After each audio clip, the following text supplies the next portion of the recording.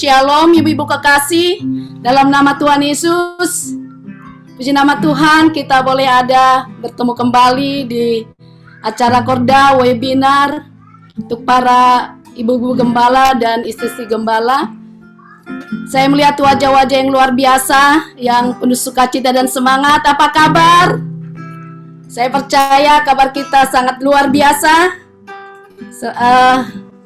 Kita semua dalam sukacita tentunya. Kita akan bertemu dalam acara pada saat ini dengan tema memaksimalkan pelayanan wanita. Saya percaya Tuhan sudah siapkan kita semua dan untuk siap diperlengkapi sebagai hamba-hamba Tuhan yang diurapi oleh Tuhan lewat webinar kali ini.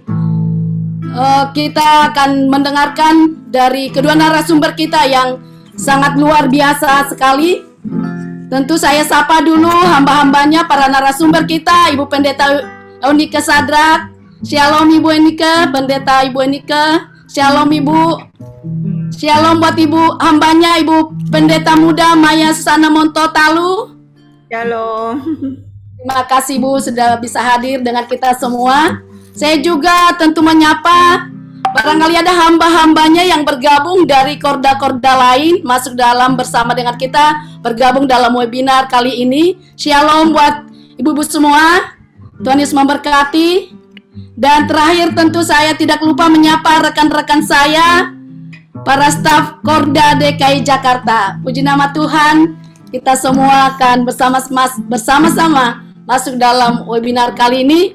Nah, sebelum kita akan masuk mendengarkan pemaparan yang akan disampaikan oleh kedua hambanya, kita akan memuji Tuhan. Kita persiapkan hati kita semua masing-masing. Mari kita arahkan hati kita di hadapan Tuhan. Kita akan memuji Tuhan dan menaikkan pujian kita dengan sungguh-sungguh dari hati kita yang terdalam, sehingga hati kita boleh semakin dilembutkan untuk boleh mendengarkan suara Tuhan pada saat ini. Kita akan menaikkan pujian seperti rusa yang haus rindu aliran sungaimu. Seperti rusa yang haus rindu aliran sungaimu.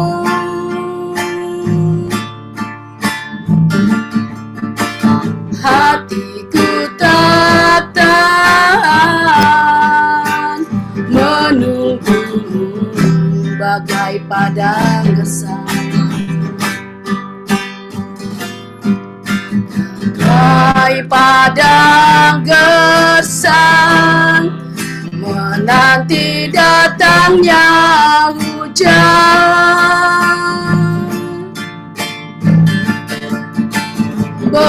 Begitupun jiwaku, Tuhan hanya Engkau, hanya Engkau,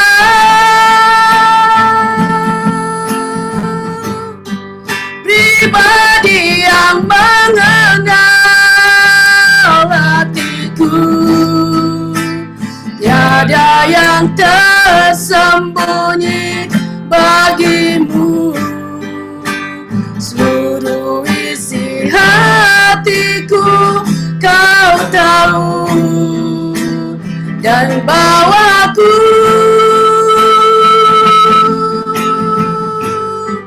untuk lebih dekat lagi padamu, tinggal dalam indahnya dekapan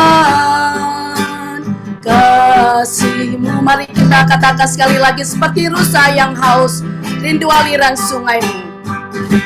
Seperti rusa yang haus rindu aliran sungaimu.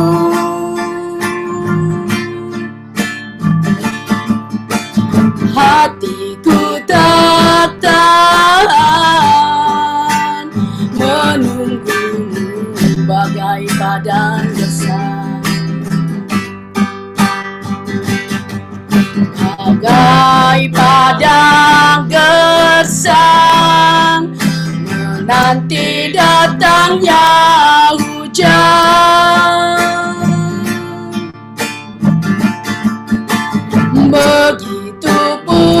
jiwaku, Tuhan hanya Engkau, hanya Engkau, pribadi yang mengenal hatiku. Tiada yang tersembunyi bagimu, seluruh isi hatiku Kau tahu, dan bawaku untuk lebih dekat lagi padamu, tinggal dalam indahnya dekapan kasih. Sekali lagi katakan, hanya Engkau, hanya Engkau, pribadi yang mengenal hatiku. Amin. Yang tersembunyi bagimu, seluruh isi hatiku Kau tahu, dan bawaku untuk lebih dekat lagi padamu, tinggal dalam indahnya dekapan kasih-Mu, tinggal dalam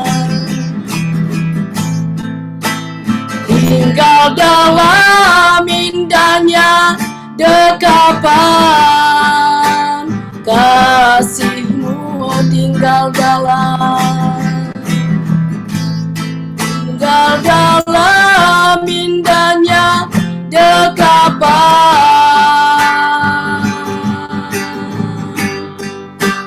kasih-Mu.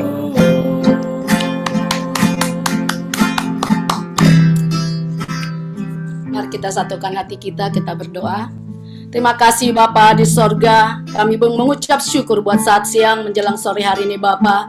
Engkau Tuhan Yesus mengizinkan kami membuat acara hari ini, di mana Engkau Tuhan Yesus atas perkenanan-Mu ya Bapa, atas setiap kami hamba-hamba-Mu, ibu-ibu gembala dan istri gembala, untuk boleh diperlengkapi ya Tuhan lewat webinar kali ini dengan tema memaksimalkan pelayanan wanita. Terima kasih Bapa, urapi setiap kami hamba-hamba-Mu ini. Perlengkapi kami ya Tuhan. Kami butuh firman-Mu. Kami butuh Tuhan Engkau selalu memperlengkapi kami untuk menjadi berkat bagi wanita-wanita-Mu lewat WB-WB lokal yang Kau percayakan bagi kami untuk kami layani. Urapi juga hamba-Mu secara khusus yang Kau pakai ya Tuhan sebagai pembicara pada saat ini ya Bapa. Kau urapi hamba-Mu Ibu Pendeta Yunike Stefani Mesak, juga Ibu Pendeta Muda Maya Susana Monto Talu ya Bapa. Berkati kedua hamba-Mu ini Tuhan, supaya setiap pemaparan materi yang disampaikan bagi kami sungguh-sungguh ya Tuhan, kami memahami, kami mengerti, karena Engkau mengurapi kedua hamba-Mu ini. Terima kasih Bapa, juga buat hamba-Mu Ibu Pendeta Muda Anita Ratu Edo yang sebagai moderator juga Engkau pakai. Berkati mereka semua ya Tuhan. Kami percaya Bapa, apa yang kami lakukan saat ini boleh kiranya menyenangkan hati Tuhan, dan kami semua ya Tuhan boleh menjadi teladan bagi wanita-wanita-Mu yang lain. Kami boleh menjadi berkat ketika kami diperlengkapi pada saat siang hingga sampai sore hari nanti. Terima kasih Bapa, terima kasih. Terpujilah Engkau ya Allah kami. Kami serahkan acara kami di depan hanya ke dalam tangan kasih-Mu, di dalam nama Tuhan Yesus Kristus. Haleluya. Semua kita yang siap diperlengkapi Tuhan, sama-sama berkata dengan saya, amin. Terima kasih. Ya, kita langsung serahkan ke Ibu Moderator, Ibu Pendeta Muda, Ibu Anita Ratu Edo. Silakan Ibu Anita.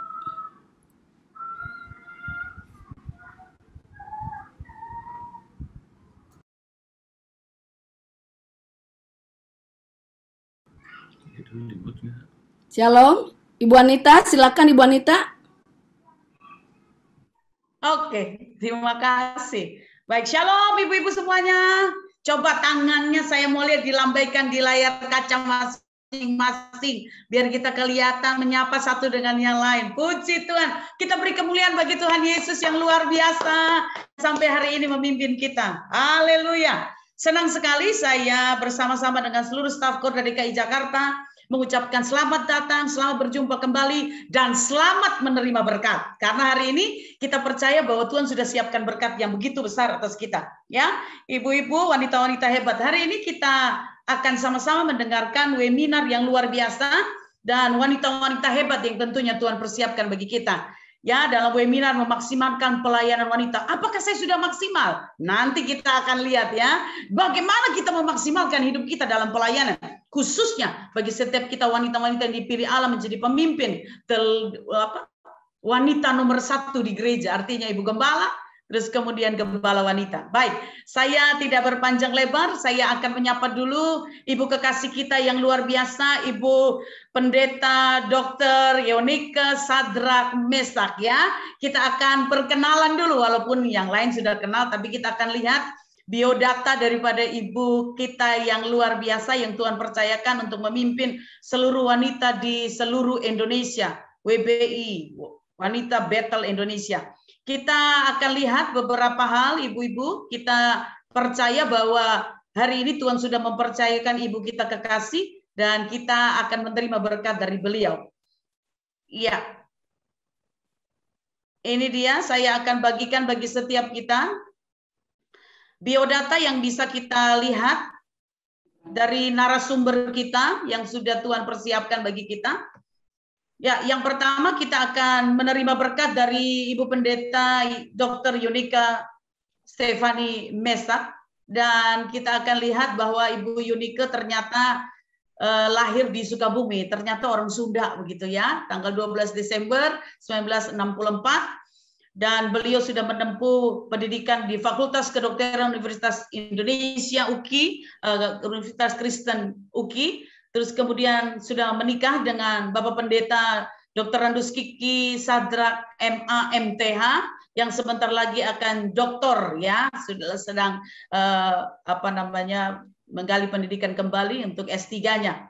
Ya, dan kemudian Ibu Ike dan Bapak Kiki melayani di GBI Sentral Tomang, Jakarta Barat ya. Kemudian sudah memiliki 3 orang anak. Yang pertama Ezra Ricardo Sadrak S1 ya. Terus kemudian dia juga sudah memiliki seorang istri yaitu Dr. Gigi Carla Stefani Libri SPGA, dan kemudian sudah memiliki cucu ya, Fania Marilyn Sadrak ya. Jadi ternyata yang Ibu Ike yang kita pikir masih muda begitu ya, sudah oma-oma ternyata ya. Terus kemudian diberkati juga dengan seorang anak bernama Dr. Albert Timothy Sadrak, dan kemudian anak perempuannya yang ketiga Yodia Graciela Sadrak. Nah, jabatan saat ini yang dimiliki oleh ibu kekasih kita adalah tim pengembalaan GBI Sentral Tomang dan GBI Petamburan, luar biasa. Bahkan dia saat ini masih memimpin Ketua Departemen Wanita Gereja Battle Indonesia, dengan juga di dalamnya anggota kelompok kerja Keluarga Unggul, Departemen Pembinaan Keluarga Gereja Battle Indonesia, kemudian ditambah lagi dengan jabatan lagi yang berbeda, yang lain lagi, anggota tim Mekar Gereja Battle Indonesia. Wow, luar biasa, terlalu hebat yang Tuhan percayakan dalam kehidupan ibu kekasih kita ini ya. Dengan begitu jabatan-jabatan, tetapi sampai hari ini dalam seluruh kesibukannya, tapi masih menyempatkan diri bersama-sama dengan kita untuk berbagi berkat. Oleh karena itu saya akan mempersilahkan kepada Ibu Dr. Yonika Sadrak Mesak yang akan menyampaikan tema membangun keharmonisan melalui keteladanan hidup. Saya berikan waktu dan tempat. Shalom, selamat sore semua wanita Allah yang luar biasa, para istri gembala dan gembala wanita ya. Ya, seperti kita ketahui bahwa kita sebagai istri gembala dan maupun gembala wanita pastinya kita sudah mengenal panggilan kita, ya, menjadi seorang istri gembala. Ya, sama sebetulnya dengan istri-istri yang profesinya lain, tetapi kita punya keistimewaan, ya, karena ada banyak hal yang dituntut dari hidup kita, dan kita diminta untuk menjadi teladan bagi mereka. Ya, istri gembala ini ibarat seperti ikan dalam akuarium yang kemana-mana dilihat. Ya, nah sebab itu satu ayat pembuka yaitu di dalam 1 Timotius 4 ayatnya yang ke-12. Saya percaya kita masih muda semua ya. Oke. Jangan seorang pun menganggap engkau rendah karena engkau muda.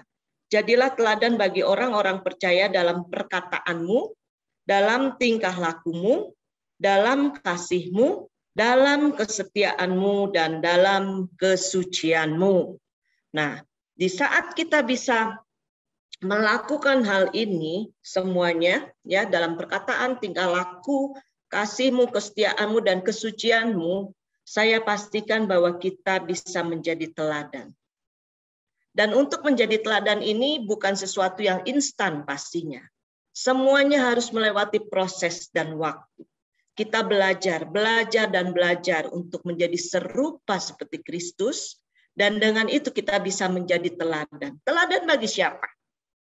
Teladan bagi anak-anak, bagi anggota keluarga khususnya, dan juga bagi jemaat. Dan mereka akan melihat pastinya keteladanan di dalam keharmonisan di dalam rumah tangga kita. Akan menjadi sia-sia kalau kita mungkin bertutur kata baik, kita melayani orang lain dengan baik, tetapi hubungan kita dengan suami khususnya dalam keluarga tidak menjadi contoh, tidak menjadi teladan. Dan hal ini tidak akan bisa memaksimalkan pelayanan kita. Karena mungkin mereka akan berkata, kamu bisa di mimbar, bisa di gereja berlaku baik, tetapi di dalam rumah tangga tidak bisa. Nah, ya, membangun keharmonisan melalui keteladanan hidup. Next slide. Nah, pernikahan. Ya, pernikahan bukan sekedar penyatuan seorang laki-laki dan perempuan yang setuju untuk hidup bersama karena merasa cocok. Tetapi kita tahu bahwa pernikahan adalah ide dan rencana Allah atas diri manusia supaya dapat menggambarkan gambar dan rupa Allah di dalam kehidupan keluarga kita. Ya, suami istri dikatakan sebagai teman hidup, kekasih hati, belahan jiwa, bahkan menjadi orang yang terdekat dengan pasangannya, sahabat terkarib. Benar ya ibu-ibu, siapa di sini yang menjadikan suaminya sahabat terkarib? Ya, sahabat terkarib. Nah, oke, puji Tuhan. Haleluya, ya. Dan pernikahan ini kita tahu ada cocok, ada tidak cocok ya. Nah, tetapi pernikahan ini adalah manajemen ketidakcocokan. Ya. Tugas kita adalah bagaimana membuat perbedaan itu menjadi menyenangkan. Susah apa susah? Tapi bisa kita lakukan, karena di waktu kita tidak puas, kita selalu tidak cocok, maka satu hari mungkin akan timbul kata-kata berpisah, perceraian. Nah, itu adalah hal yang sangat tidak diharapkan oleh kita, oleh pasangan kita, sekaligus teman karib kita, orang yang bisa kita percaya. Nah, sebab itu keadaan keluarga itu sangat penting, karena keadaan keluarga sangat menentukan keadaan kita dalam pelayanan kita di gereja dan di masyarakat. Ya, kita lihat bahwa keluarga yang tidak harmonis akan menciptakan gereja yang tidak harmonis. Betul nggak? Semuanya kan berawal dari kita sebagai seorang pemimpin, sebagai seorang istri gembala, istri seorang pemimpin, dan bahkan gembala wanita. Ya, jika keluarga kita harmonis, saya percaya dan terlalu percaya, maka gereja pun akan harmonis. Amin. Nah, Next. Nah, untuk itu kita akan memahami ya cara membangun memelihara keharmonisan. Yang pertama kita mau melihat tahapan dalam pernikahan. Ya, saya mau bertanya di sini siapa yang sudah 25 tahun menikah?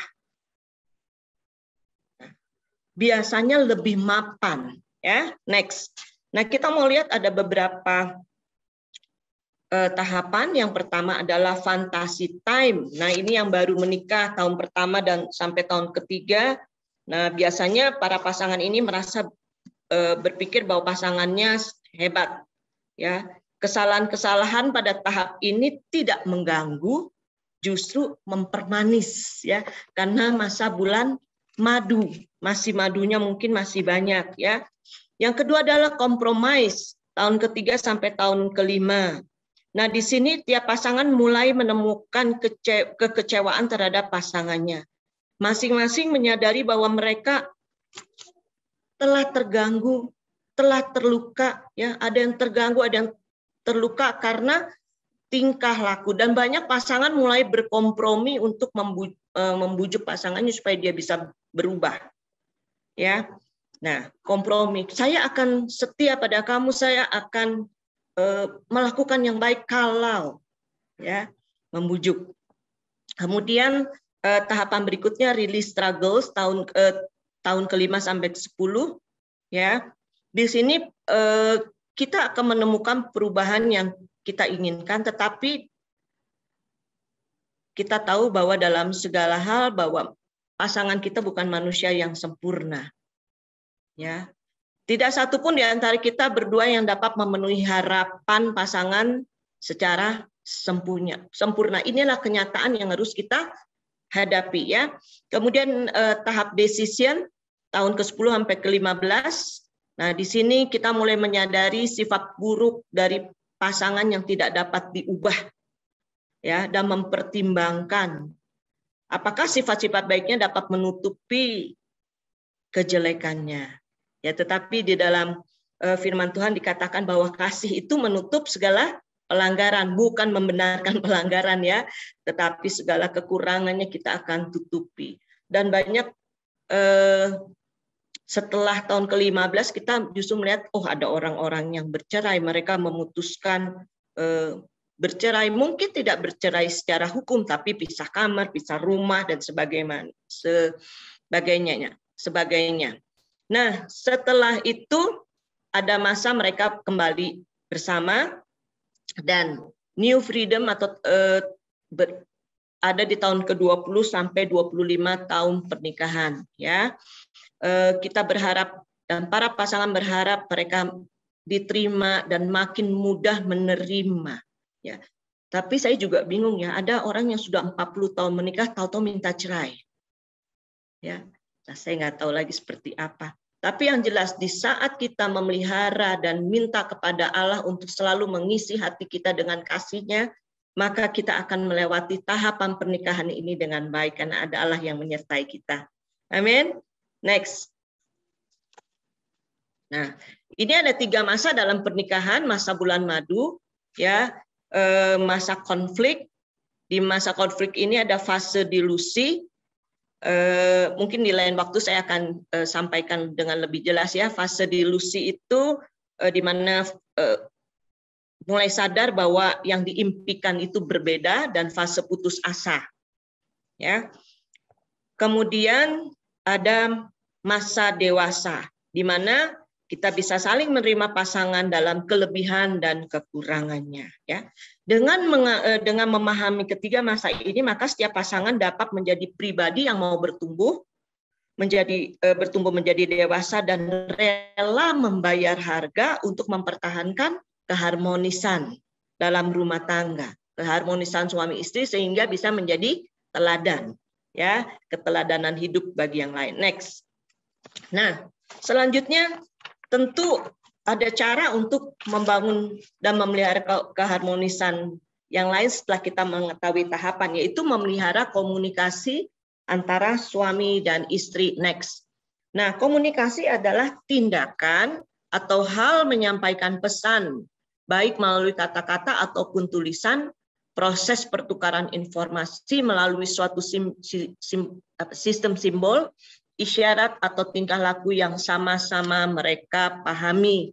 Biasanya kalau sudah kita berjalan bersama dalam waktu yang cukup lama, kita bisa mengetahui dengan simbol aja bahasa tubuh, artinya apa, ya, lala artinya apa, kedipan satu artinya apa, ya, dan tidak hanya dengan bahasa tubuh, tetapi ada perkataan-perkataan atau komunikasi di mana kita saling bertukar informasi, ya. Nah, manusia sebagai peta dan gambar Allah, kita tahu kita adalah makhluk sosial, ya, yang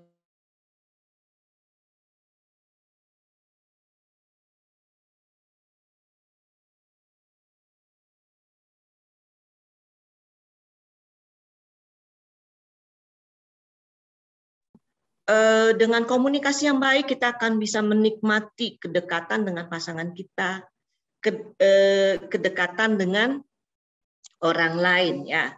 Nah, kalau tidak terjadi maka artinya kita buka celah sehingga bisa terjadi dosa, ya.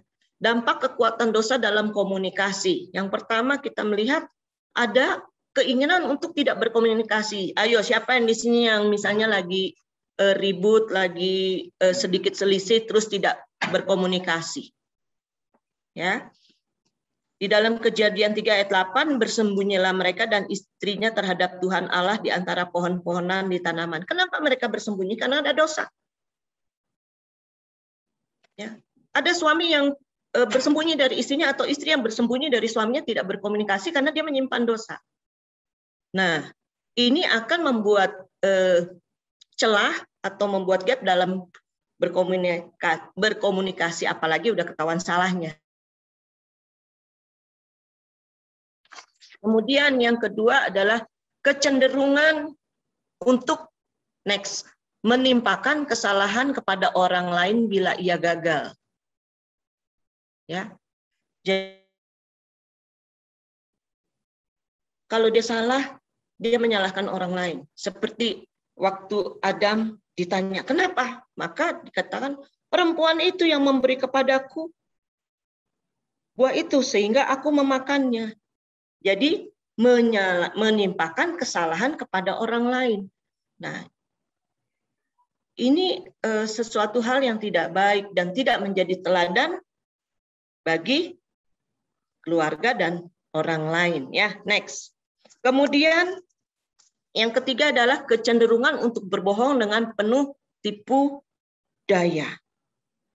Aku tidak tahu apakah aku penjaga adikku, kata Kain kan, waktu ditanya oleh Allah. Ya, jadi waktu melakukan sesuatu dosa atau kejahatan, ada orang yang cenderung untuk tidak mengakuinya, tetapi berbohong dengan penuh tipu daya. Ya, ada contoh juga. Seorang mama yang berbohong, memikirkan tipu daya supaya anaknya mendapat berkat. Ayo, siapa itu? Ya, kita ingat peristiwa Yakub dan Esau. Ya, oke, next. Kemudian kecenderungan untuk menyembunyikan pribadinya terhadap pasangannya. Nah, kita melihat dampak kekuatan dosa dalam komunikasi itu begitu besar. Mereka menyematkan dirinya dari daun pohon ara dan membuat cawat. Waktu ada dosa, menyembunyikan diri. Ada masalah, bukan menyelesaikan, tapi ngambek. Saya menemukan ada pasangan suami istri, hamba Tuhan loh, yang tidak bicara lebih dari 1 tahun. Bisa dibayangkan hidup mereka seperti apa? Di rumah seperti apa? Saya berharap bahwa para istri gembala di sini atau gembala wanita tidak melakukan hal ini. Kalau ada masalah, boleh marah, kesal boleh marah, boleh, tapi jangan berbuat dosa dan sebelum matahari terbenam harus padam amarahmu sehingga kita bisa berkomunikasi sendiri. Saya jujur kata paling rasa tidak enak kalau saya didiemin. Lebih baik saya dimarahin, ditegur. Ya, sehingga saya tahu di mana kesalahan saya dan saya bisa memperbaikinya. Tapi paling nggak enak tuh kalau didiemin. Ya, saya berkata pada suami saya gini, Pak, kalau aku ada salah diomongin dong. Ya jangan saya didiemin gitu ya. Oke, sehingga ya kita berusaha untuk ya kalau misalnya ada suatu waktu kita didiemin orang atau didiamkan suami, didiamkan anak, mari kita mulai membangun komunikasi terlebih dahulu. Ya, oke, next.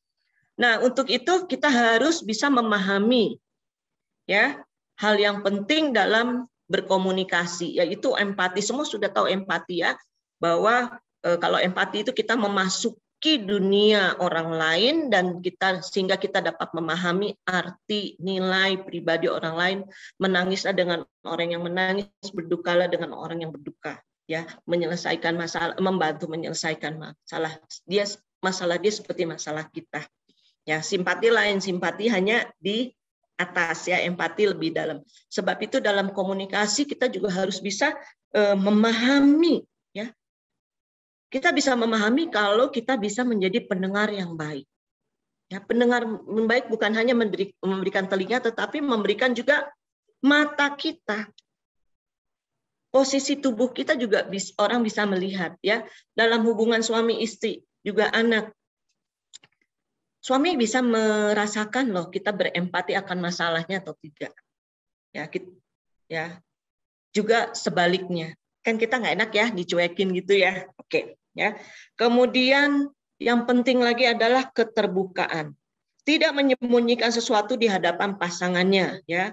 Keterbukaan adalah awal dari pemulihan, siap dengan segala konsekuensinya. Kita juga bisa selalu terbuka sama Tuhan, kan? Kita nggak bisa menutupi kesalahan dari Tuhan karena Tuhan itu Maha Tahu. Sebab itu Tuhan selalu menunggu kita untuk datang kepadanya dan terbuka kepadanya. Kemudian buat komunikasi kita secara kuantitatif, sering berbicara sesering mungkin, tapi lain dengan cerewet ya. Ya, pokoknya kita bisa berbicara lebih sering, lebih tahu hatinya. Dalam Amos 3 ayat dikatakan, berjalanlah dua orang bersama-sama jika mereka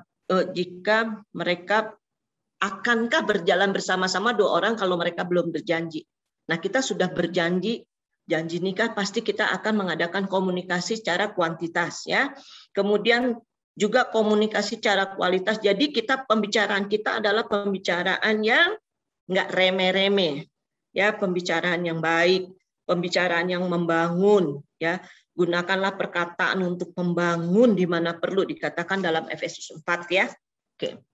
Next. Nah, sebab itu kita mau melihat next hal-hal yang dapat merusak komunikasi. Nah, kita cek ya, ada nggak di dalam diri kita, ya. Nah, yang merusak komunikasi adalah menyatakan ketidakbenaran, artinya tadi bohong ya. Menyatakan kebenaran, iya saya salah, tapi tanpa kasih, ya. Jadi malah mengintimidasi ya. Pembicaraan yang tajam selalu berisi kritik dan cerewet di dalam Amsal 27 ayat 15 ya. Seorang istri yang suka bertengkar serupa dengan tiris yang tidak henti-hentinya menitik pada waktu hujan. Atau nanti dia bilang, wah lebih baik aku tinggal di soto rumah daripada menghadapi istri yang selalu kritik, cerewet, dan pemarah. Ya. Yang merusak komunikasi yang lainnya tidak mau mengampuni. Ingat ya, kalau kita tidak mau mengampuni orang lain, maka Bapa juga tidak akan mengampuni kita. Ini hal yang merusak komunikasi dan tidak menjadi teladan. Ya. Yang selanjutnya adalah tidak mau mengakui kesalahan. Di dalam Yakobus 5 ayat 16 dikatakan apa? Saling mengaku dosa, supaya kita juga bisa saling mendoakan terhadap suami. Kalau ada kesalahan, akui kesalahan ya. Kemudian jangan membuka rahasia pasangan kita kepada orang lain. Keburukan suami kepada orang lain. Ya. Dan juga jangan mengejek, menghina dan meremehkan pasangan kita di depan orang lain. Itu akan merusak komunikasi dan ini artinya kita membuka celah buat iblis. Sehingga kita tidak bisa menjadi teladan karena ini akan merusak keharmonisan dalam kehidupan rumah tangga kita. Ya, next.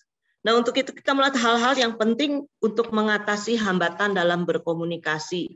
Ibu-ibu, saya percaya ibu-ibu hatinya dipenuhi dengan kasih Allah sehingga kita selalu bisa minta maaf atas sikap yang salah dan perkataan yang menyakitkan. Tapi jangan bilang gini, ya minta maaf, masih situ nggak mau maafin. Kamu kan pendeta, bla bla bla bla bla. Itu namanya nggak minta maaf dengan tulus. Ya udah saya salah, minta maaf. Enggak gitu juga, tetapi ya katakan, aduh tadi saya salah ya, saya minta maaf ya. Tuh, ya. Kemudian jadwalkan kesempatan khusus untuk membahas hal-hal yang sensitif. Mungkin masalah di gereja, masalah dengan pengerja, masalah dengan jemaat ya. Jangan dia pulang pelayanan, lagi capek, pulang bekerja terus dengan sikon yang tidak baik, kita cerita yang wah. Kan kita memang biasa ya perempuan suka ngomong ya. Tetapi kalau memang ada hal yang urgent, hal yang sangat krusial gitu ya, hal yang sangat penting, kita harus membuat waktu khusus ya. Kemudian berdoa bersama sebelum membicarakan hal-hal yang memancing kemarahan. Ini biasanya kalau lagi kesel bisa berdoa nggak sih ya? Ya, di 1 Tesalonika 5 ayat 17 dikatakan tetaplah berdoa. Ya, aduh Tuhan, aduh gimana nih mau ngomong gimana ya? Atau Pak jangan marah ya, kita doa dulu deh. Ya, nanti ya kita harus berani. Artinya dengan berdoa kita mengundang Roh Kudus untuk ada di dalam pembicaraan kita sehingga pembicaraan kita menjadi pembicaraan yang penuh damai sejahtera walaupun keadaannya tidak baik ya. Kemudian tanyakan pada pasangan bagaimana Anda dapat meningkatkan komunikasi dan apa saja penyesuaian yang diharapkan dari kita dalam setiap hal. Jadi, Pak, memang saya nggak bagusnya di mana sih, Pak? Ini tadi nyakitinnya apa nih yang putri saya rubah. Jadi, keterbukaan, sikap keterbukaan dan berani ya, bukan berani melawan ya. Ingat bahwa kita adalah seorang istri yang harus tunduk pada suami, taat pada suami, menghormati suami. Amin. Ya, oke, next. Nah, hal-hal yang tidak boleh dilakukan dalam berkomunikasi. Nah, ya kita tadi sudah dikatakannya, jangan kita dianggap rendah karena kita muda. Jadi teladan dalam perkataan, dalam perbuatan, dalam segala hal ya. Nah, ini yang tidak boleh dilakukan dalam komunikasi. Jangan menyerang watak atau pribadi pasangan. Ya, di dalam Galatia 5 ayatnya yang ke-15 dikatakan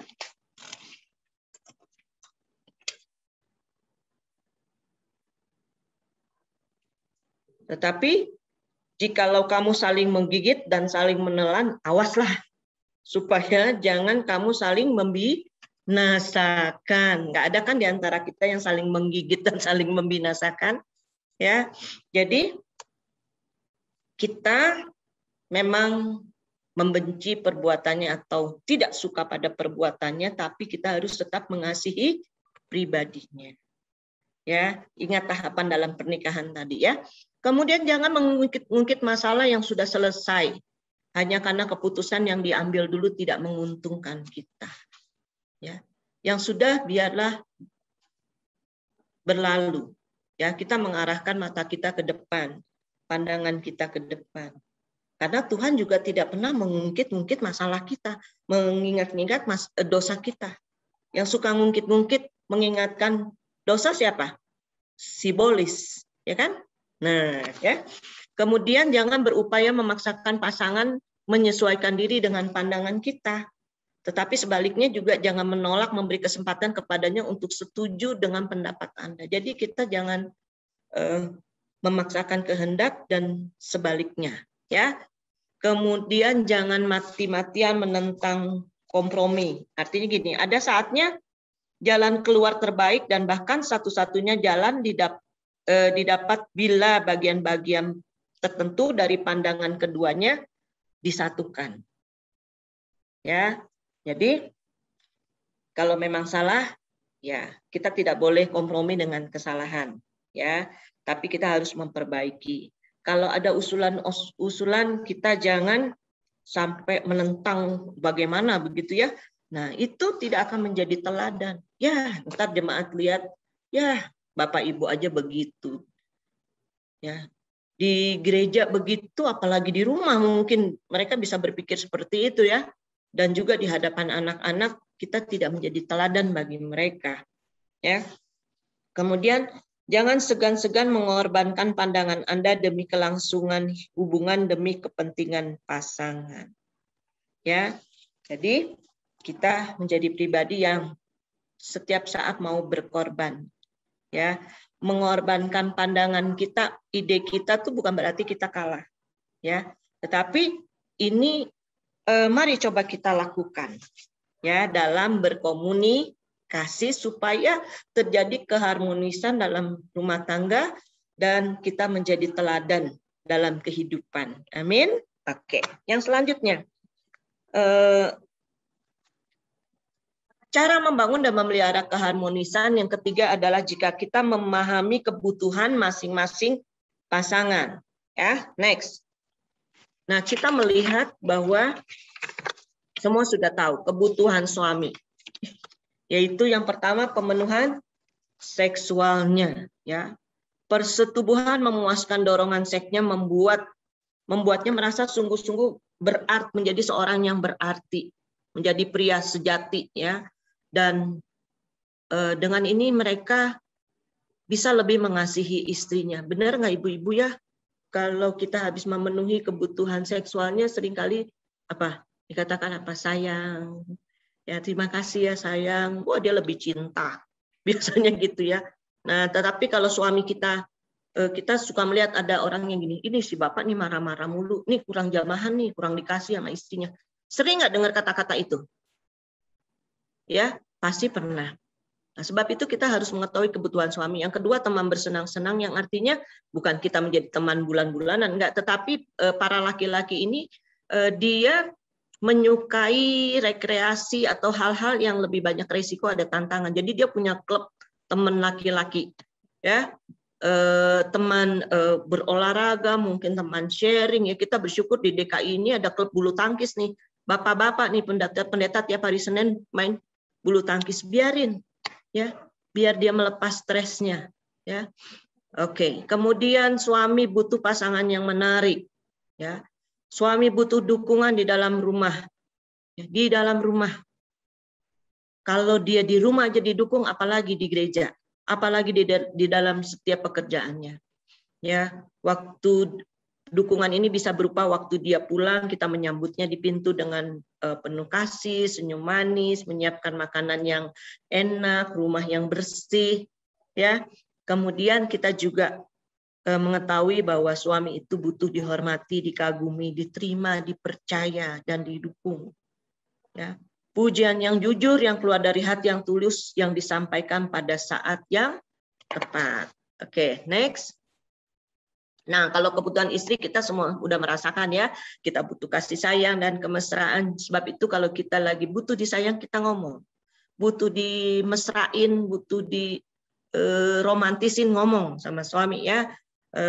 Kemudian biasanya kita nih butuh didengar, nggak butuh solusi, kadang-kadang cuma butuh didengar aja gitu ya.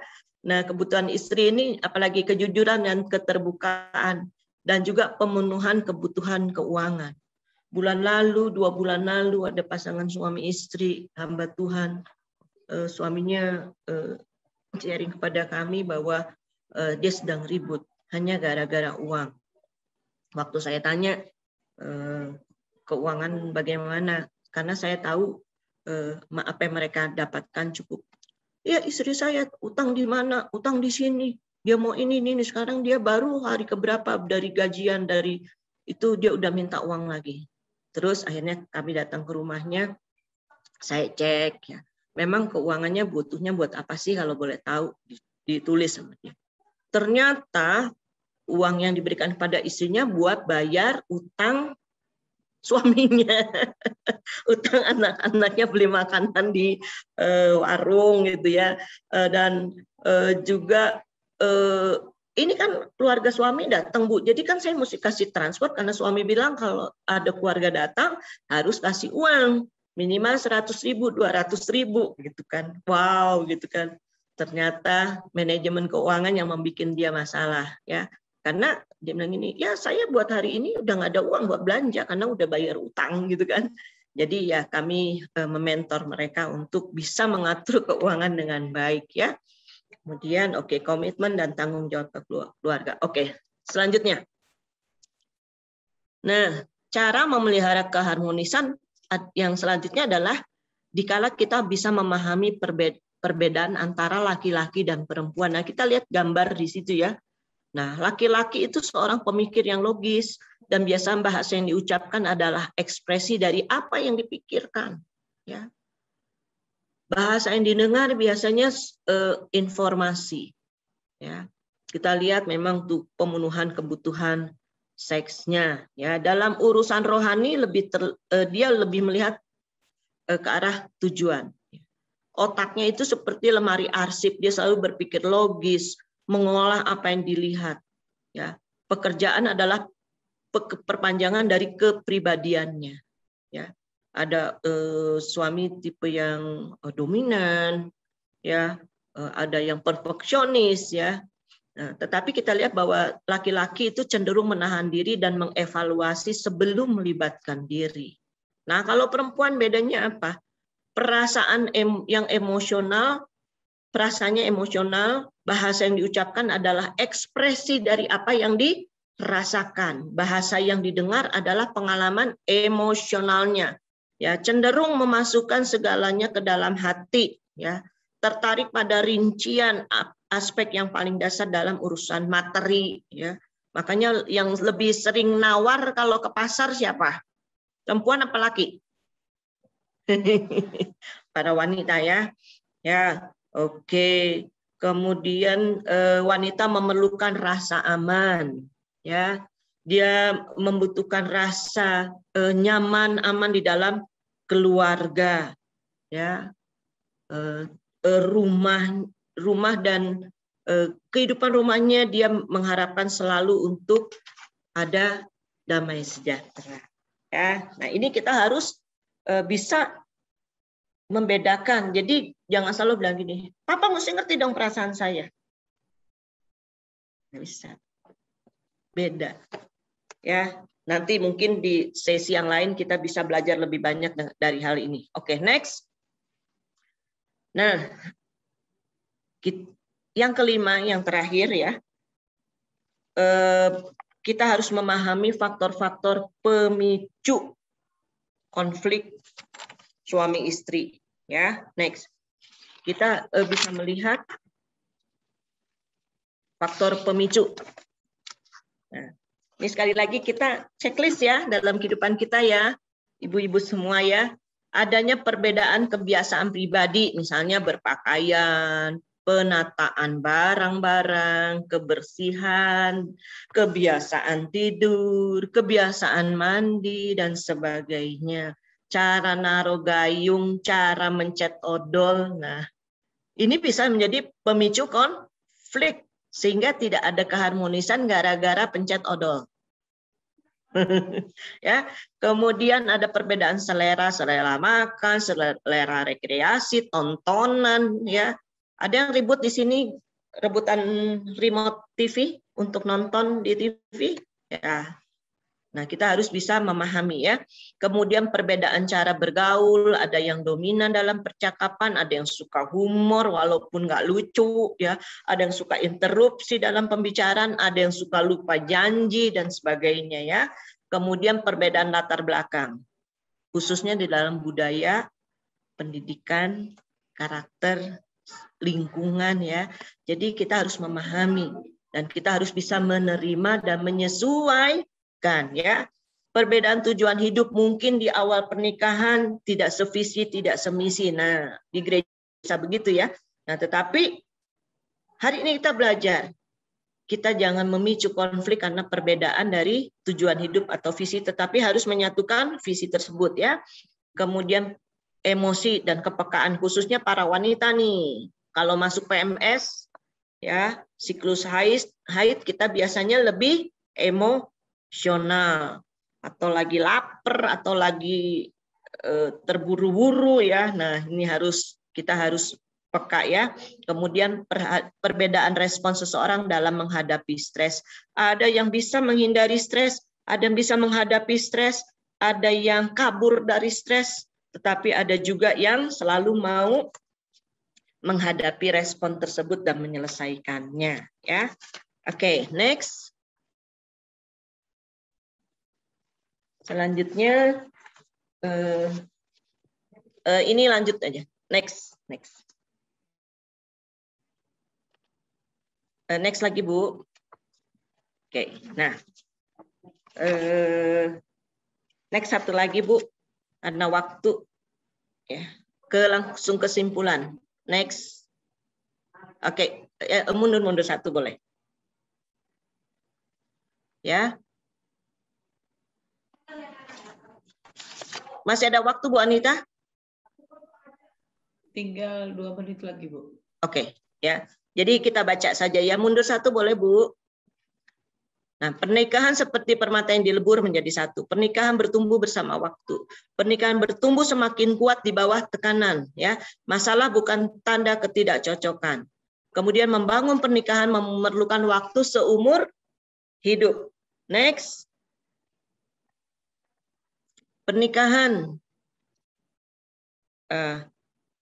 adalah proses penyempurnaan yang digunakan Allah untuk membentuk laki-laki dan perempuan seperti yang Ia inginkan. Ya, fondasi dari pernikahan adalah kasih agape, dan kita harus memiliki komitmen pernikahan seumur hidup, seperti janji dalam pernikahan kita. Ya, menjadikan Tuhan sebagai tujuan hidup kita.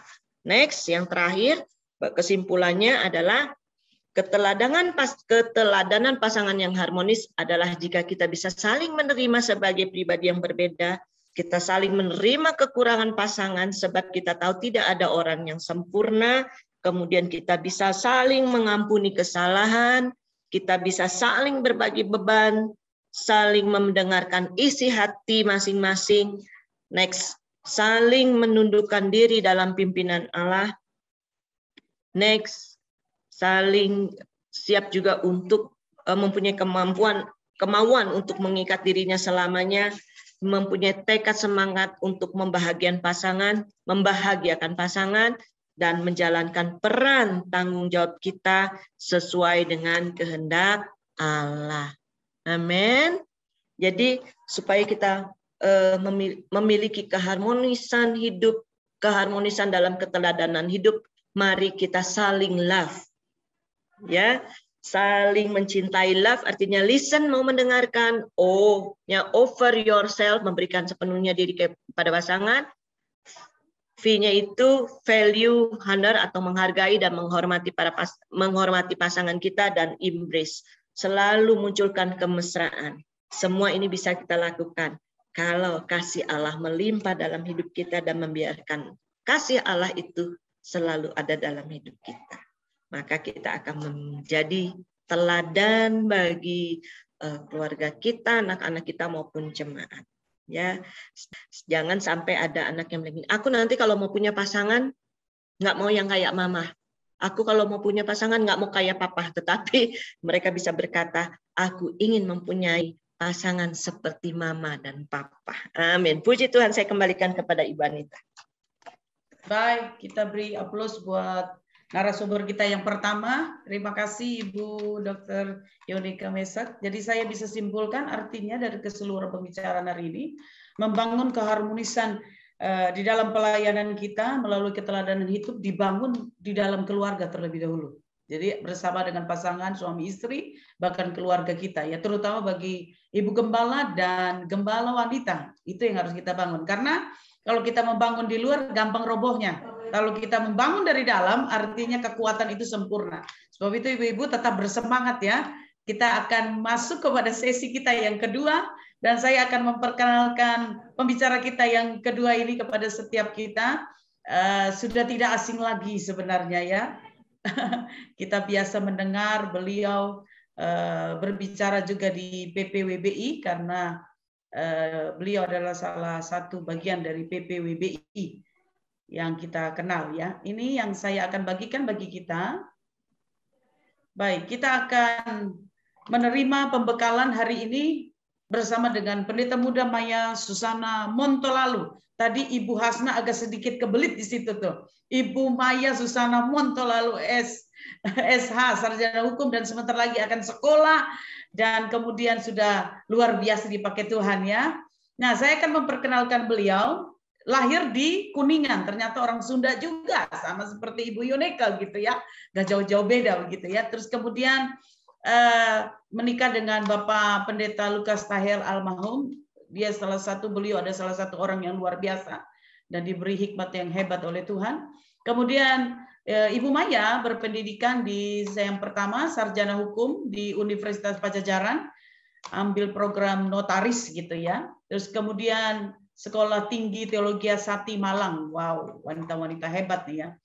Jabatan saat ini yang beliau ampu adalah Gembala GBI Basilea, karena Ibu Maya Susana menggantikan Bapak Lukas Tahir, dan ini salah satu contoh yang hebat yang akan kita share bersama ibu-ibu. Terus kemudian beliau adalah salah satu staf Wanita Bethel Indonesia, Departemen Wanita Bethel Indonesia di bagian doa. Ini kalau berdoa, kalau saya bilang surga langsung terbuka begitu, langsung didengar gitu. Iya, ini perkenalan kita pada hari ini bagi pembicara dan narasumber kita yang kedua. Nah, saya persilakan kepada Ibu kekasih kita untuk menyampaikan tema kita, membangun relasi dalam pelayanan. Tuhan memberkati Ibu Maya. Terima kasih banyak Ibu Pendeta Anita yang luar biasa memperkenalkan saya. Memang namanya sedikit keblibet ya, Montolalu. Pokoknya ingat aja deh, montok selalu. Udah lebih gampang mungkin ya. Ibu-ibu shalom semuanya. Senang sekali ya. Saya berterima kasih kepada mentor saya yang selalu menolong saya, yang membimbing saya, Ibu Pendeta Yunike Sadra, juga kepada Ibu Anita sebagai Ketua Korda dan seluruh staf Korda yang memberikan kesempatan kepada saya untuk menyampaikan materi pada siang hari ini. Saya percaya ini merupakan saresehan ya dari Ibu Gembala dan juga sebagai Gembala wanita. Bukan saya yang mau mengajarkan, tapi ini diskusi ya, forum kita untuk saling memberkati satu dengan yang lain. Hari ini saya yang bisa menyampaikan, dan lain kali saya juga yang mendengarkan dari ibu-ibu yang menyampaikan sesuatu yang pasti kita saling memberkati ya. Dan satu hal ya, izinkan saya yang share screen ya, ibu-ibu bisa ya? Siap-siap Bu, silakan. Ya, hari ini saya mendapatkan satu tema yang luar biasa, yaitu membangun hubungan dalam pelayanan.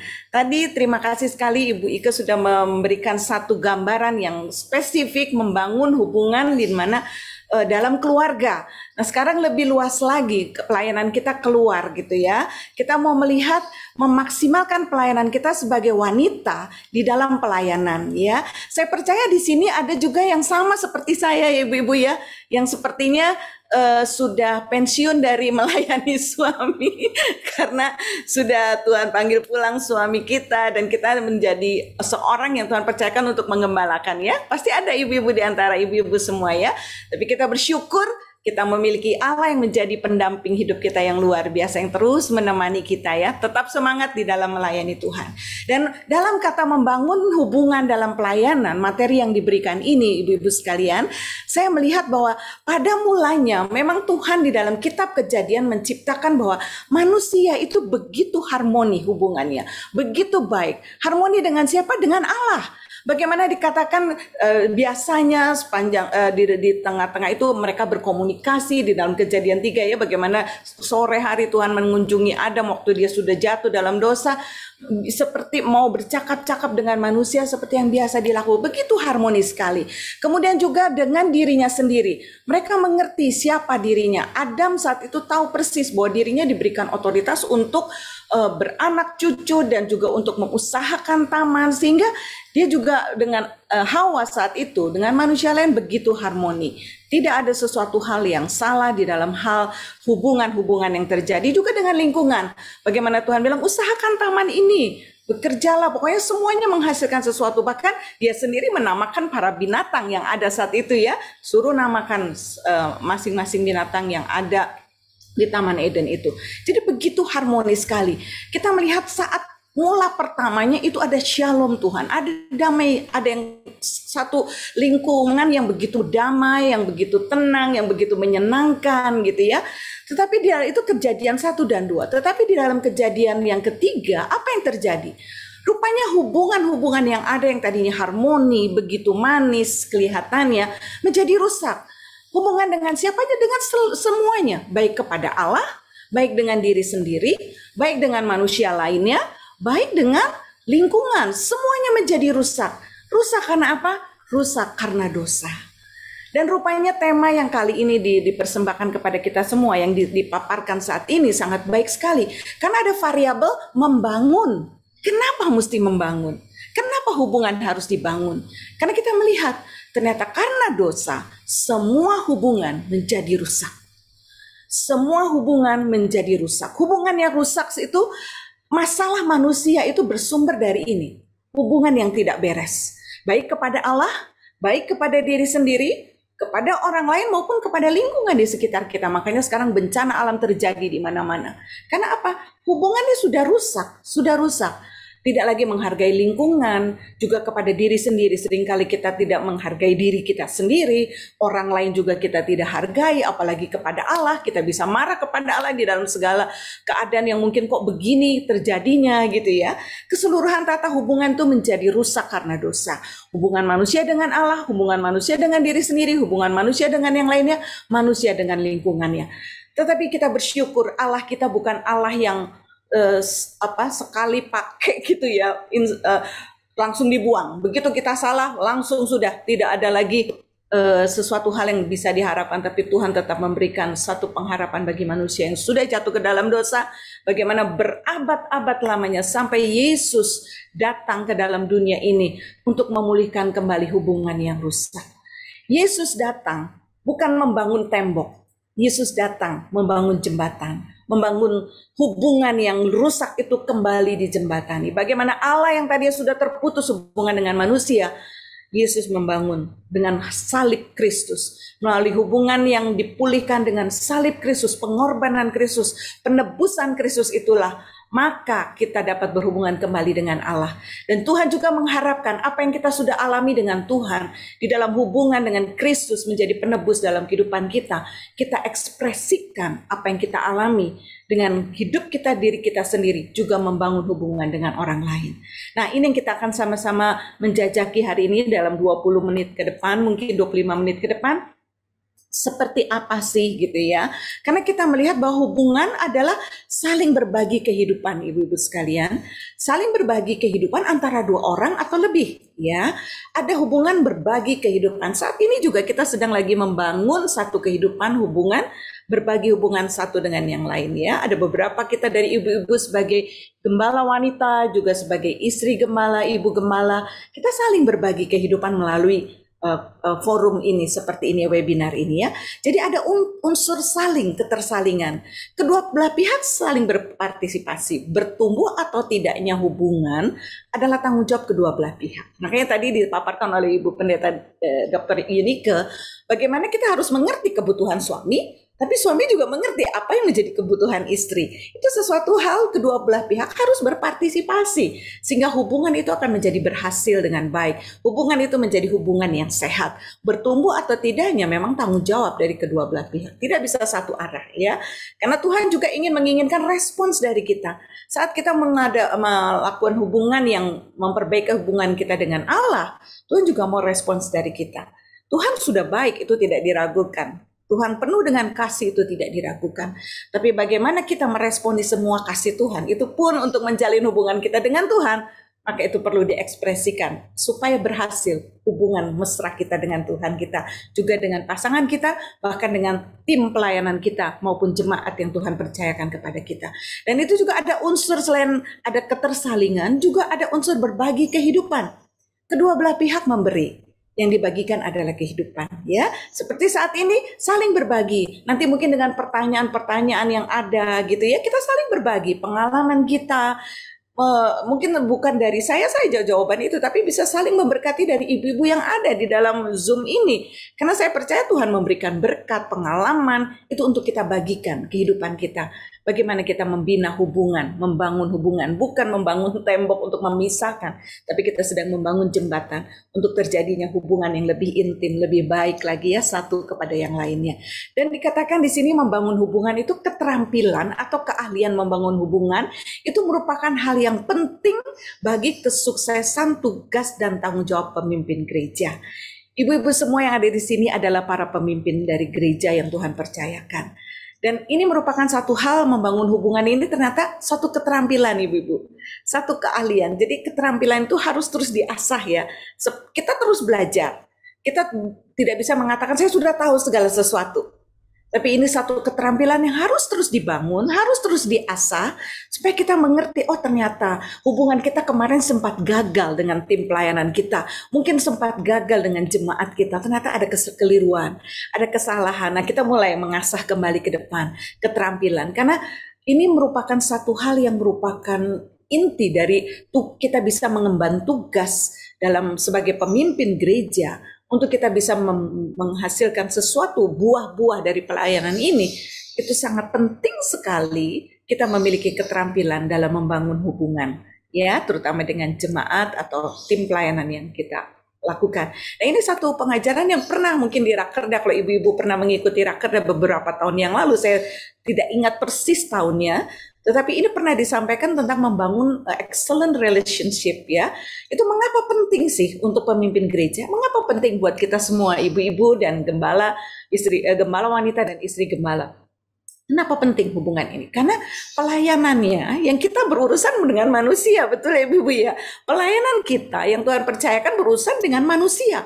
Manusia yang memiliki pemikiran sendiri, memiliki ide sendiri gitu ya, berbeda-beda satu dengan yang lain. Kita sedang melayani manusia, urusannya dengan manusia, bukan dengan barang mati yang ditaruh di mana oke aja gitu, kita nurut aja. Manusia tidak, ada satu kehendak, perasaan dan satu pemikiran ya, satu ide, dan semuanya itu terjadi. Nah, kita berhubungan dengan manusia seperti itu. Dan tugas pelayanan dilaksanakannya dalam satu hubungan. Karena tidak ada bidang pelayanan pastoral yang tidak membutuhkan relasi. Jadi saya percaya ibu-ibu di sini ya, kita semua menyadari bahwa relasi itu sangat penting, menentukan bagaimana kita dapat membangun gereja yang Tuhan percayakan, membangun jemaat yang dipercayakan, tergantung dari keterampilan kita untuk membangun hubungan dengan tim pelayanan yang ada di gereja yang Tuhan percayakan, bersama dengan kita saling mensupport, dan juga kepada jemaat yang Tuhan percayakan untuk kita layani. Jadi tidak ada bidang pastoral tanpa ada kita membangun relasi. Hubungan itu harus tetap ada. Jadi satu tema yang bagus sekali saat ini ya, membangun relasi dalam pelayanan itu tidak mudah. John Maxwell mengatakan hal seperti ini. Semua keberhasilan hidup berasal dari memulai hubungan dengan orang yang tepat. Dan kemudian setelah kita tahu ada orang-orang yang tepat di sekitar kita, memperkuat hubungan itu dengan menggunakan apa? Keterampilan yang baik dalam berhubungan. Ya, jadi tadi sudah dipaparkan begitu jelas oleh Ibu Pendeta Yunike mengenai komunikasi. Bagaimana itu merupakan salah satu faktor yang harus kita miliki di dalam kita membangun hubungan. Ya, jadi tadi ada do's and don'ts ya, ada yang boleh, yang tidak boleh kita lakukan. Walaupun itu tadi dalam lingkup keluarga, tapi saya percaya itu bisa diterapkan juga dalam lingkup kita pelayanan. Kita memperkuat hubungan-hubungan itu dengan menggunakan keterampilan yang baik. Nah, Les Giblin dalam bukunya The Art of Dealing with People mengatakan ternyata dari kehidupan kita 85% kunci menuju sukses dalam pekerjaan ditentukan oleh hubungan dengan orang lain. Dan bahkan 98% kesuksesan pribadi ditentukan hubungan dengan orang lain. Jadi berapa banyak orang-orang yang saat ini mungkin dia pintar, dia excellent dalam hal akademis.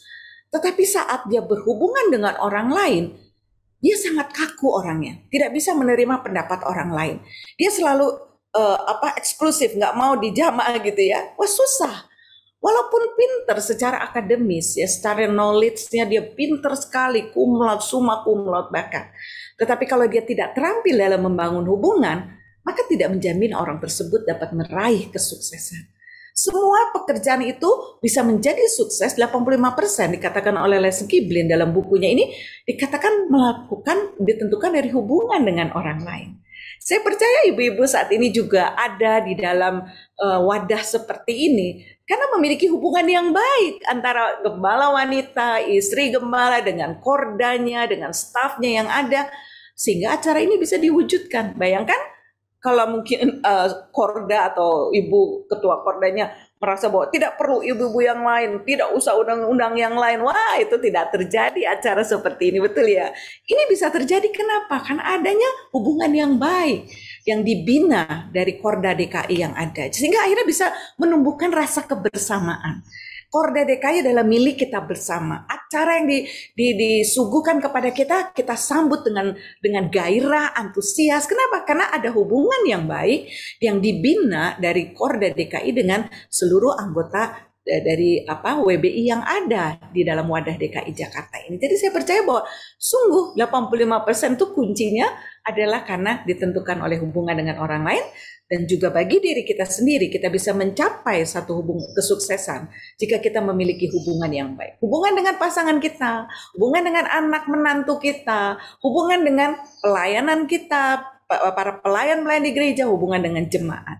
Bayangkan kalau hubungan dengan pasangan dan anak-anak menjadi kacau, saya percaya itu menguras energi yang tidak bisa kita memikirkan lagi bagaimana cara membangun hubungan dengan jemaat dan juga tim pelayanan yang ada. Nggak akan bisa. Akhirnya di dalam pelayanan akan terbengkalai. Mengarah akhirnya kepada semuanya tidak bisa dibangun dengan baik.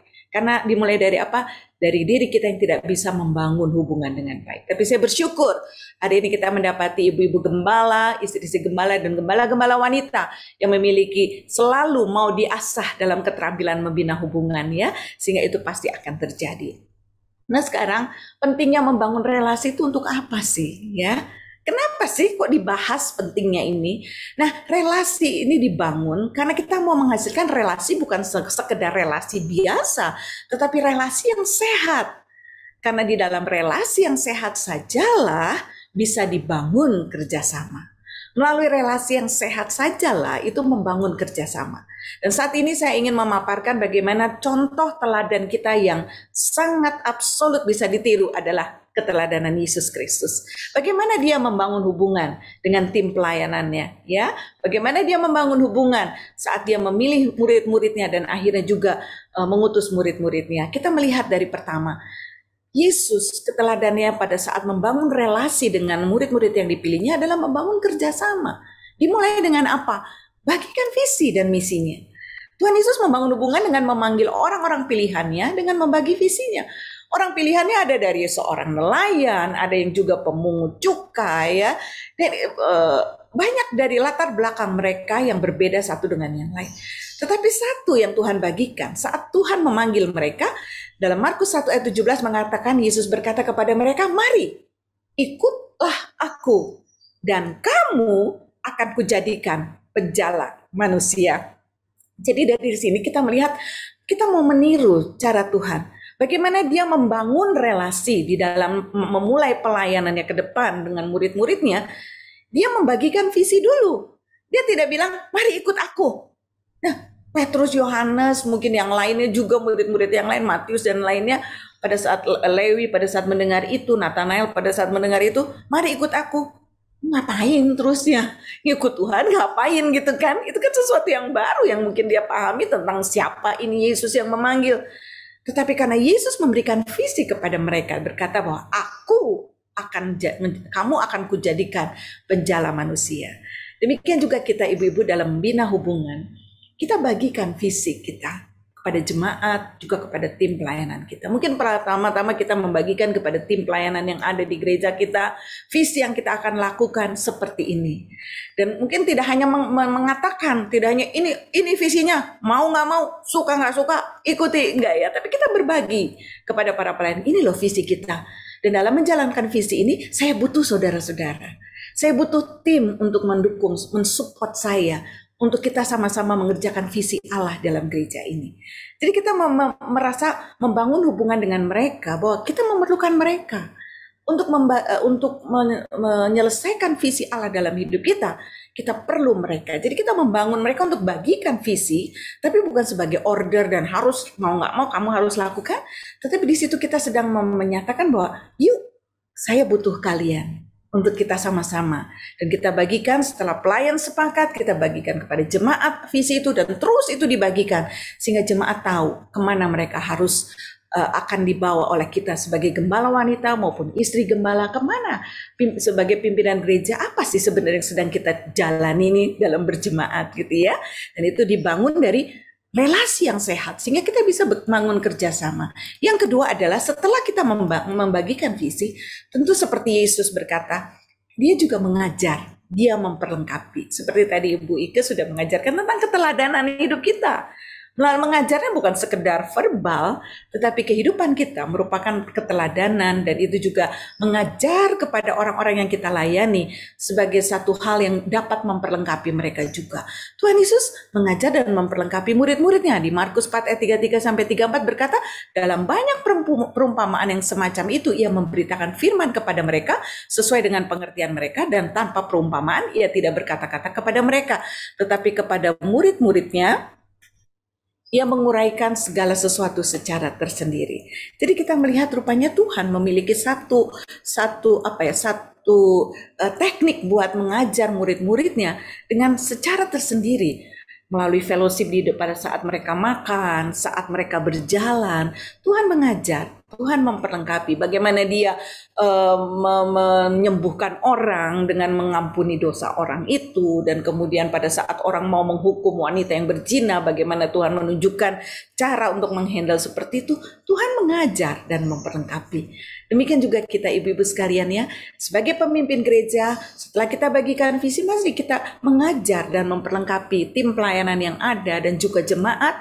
Tidak hanya verbal, tidak hanya melalui doktrin-doktrin, tapi melalui tingkah laku kita, bagaimana kita membagi hidup kita dengan mereka, bagaimana kita boleh menjadi teladan dalam cara berkomunikasi, cara menyemangati, memberikan semangat yang luar biasa untuk tetap menjalani apapun yang sedang dialami, kita tetap mau mengikuti arahan yang Tuhan berikan. Jadi mengajar dan memperlengkapi, ya, itu yang kita membangun kerjasama dalam relasi yang sehat itu bisa terjadi. Dan kita lihat selanjutnya di sini membangun komitmen. Setelah mengajar dan memperlengkapi, kita pun perlu dong orang-orang yang sedang kita layani, orang-orang yang sedang kita bangun menjadi tim kita, pelayanan di dalam setiap divisi, dalam setiap ketua komisi maupun bidang-bidang yang ada di dalam gereja kita. Kita ingin dong buat mereka, setelah mereka kita ajar, setelah kita perlengkapi, yuk kamu harus membangun komitmen. Seperti Tuhan Yesus juga. Tuhan Yesus membangun murid-muridnya untuk memiliki komitmen untuk mengikut Tuhan dan melayaninya. Sampai Tuhan berkata di dalam Matius 16 ayat 24, lalu Yesus berkata kepada murid-muridnya, setiap orang yang mau mengikut aku, ia harus menyangkal dirinya, memikul salibnya, dan mengikut aku. Jadi Tuhan inginkan komitmen, bahwa di dalam pengiringan kepada Tuhan harus seperti ini, menyangkal diri, memikul salib, dan mengikut Tuhan Yesus. Dan ini juga kita akan bagikan kepada orang-orang yang ada di gereja kita ya, kepada jemaat juga. Komitmen untuk tertanam ya. Tidak hanya terus minggu ini ada di gereja kita, minggu depan ada di mana enggak, tapi kita mau mengajarkan kepada jemaat. Ayo komitmen. Kalau kalian mau bertumbuh, berbuah, maka bangun komitmen. Nah, ini kita yang mau melalui ini bisa terjadi saat ada relasi yang sehat antara jemaat dengan kita. Jemaat akan merasa, saya bisa di sini nih. Gembala, istri gembala begitu memperhatikan, begitu tahu apa yang menjadi kebutuhan kami ya di dalam pertumbuhan secara spiritual, dan kami itu dilibatkan di dalam segala pelayanan yang ada, dalam kegerakan yang ada dalam gereja. Saya mau berkomitmen, tertanam dalam gereja ini. Demikian juga dalam pelayan-pelayan. Pasti kita menginginkan orang-orang yang memiliki komitmen ya. Mungkin ada mengikatkan diri untuk saya berkomitmen untuk di dalam gereja ini melayani dengan sepenuh kasih Tuhan ya. Kemudian setelah itu Setelah membangun komitmen juga mengutus mereka untuk melayani. Tuhan Yesus juga begitu. Mengajar, memperlengkapi murid-muridnya, tapi pada akhirnya Tuhan Yesus mengutus murid-muridnya untuk melayani. Matius 28 ayat 19-20 yang ayat yang sudah kita tahu persis ya. Karena itu pergilah jadikanlah semua bangsa muridku dan baptislah mereka dalam nama Bapa dan Anak dan Roh Kudus. Dan ajarlah mereka melakukan segala sesuatu yang telah kuperintahkan kepadamu. Dan ketahuilah aku menyertai kamu senantiasa sampai kepada akhir zaman. Jadi rupanya ibu-ibu saat kita sudah memperlengkapi, mengajar mereka jemaat kita maupun tim pelayanan kita dan kita sudah membangun komitmen bersama-sama untuk tertanam di dalam gereja lokal yang Tuhan percayakan kepada kita semua untuk sama-sama bergerak dan kita utus mereka. Untuk mereka dimanapun mereka berada, yang Tuhan tempatkan di marketplace kah, sebagai ibu rumah tangga kah, sebagai suami, sebagai ayah pimpinan dari keluarga kah, atau sebagai anak-anak di sekolah, di kampus mereka, di pergaulan mereka, kita utus mereka untuk mereka menjadi saksi Tuhan. Jadi itu bisa dibangun karena apa? Ada relasi yang sehat. Kalau nggak ada, nggak mungkin. Kalau misalnya kita langsung mengutus, siapa kamu mengutus-ngutus saya? Siapa kamu ngajarin saya seperti ini ya? Kalau nggak ada hubungan yang baik, kalau tidak ada relasi yang sehat.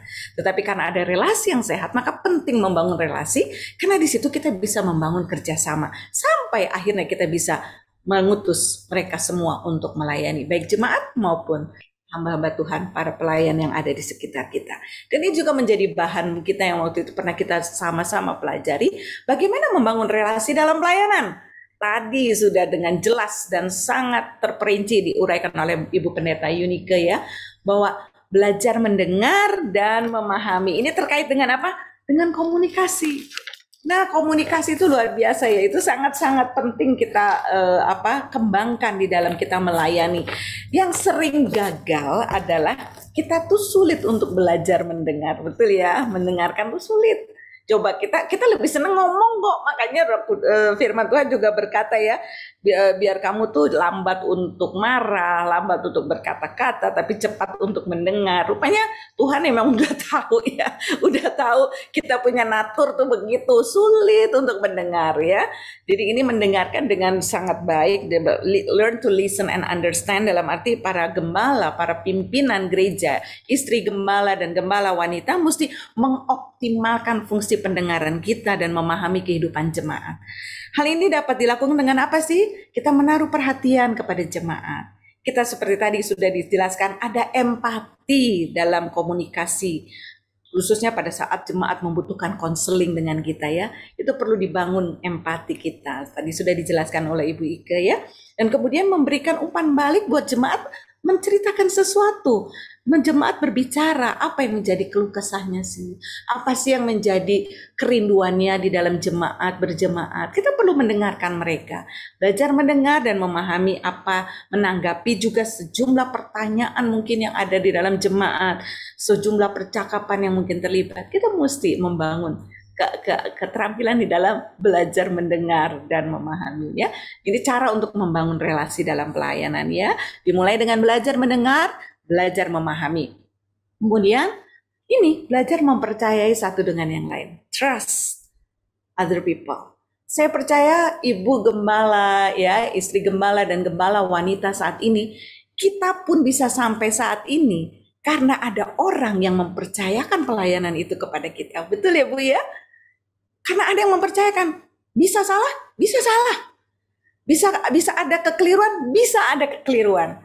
Tetapi saya bersyukur bagaimana gembala senior waktu itu, senior pastor Jonathan Tahir ya, Bapak Pendeta Yonatan Tahir, ayah dari Pak Lukas Tahir, itu mulai mempercayakan saya melayani dari sejak saya muda. Waktu itu 23 tahun kalau salah 22 tahun sudah diperbolehkan untuk memimpin puji-pujian. Kemudian umur 31 tahun saya karena Pak Lukas dipercayakan untuk memimpin sebagai gembala koordinator dari ibadah yang sore hari dengan sistem sendiri, dengan keuangan tersendiri.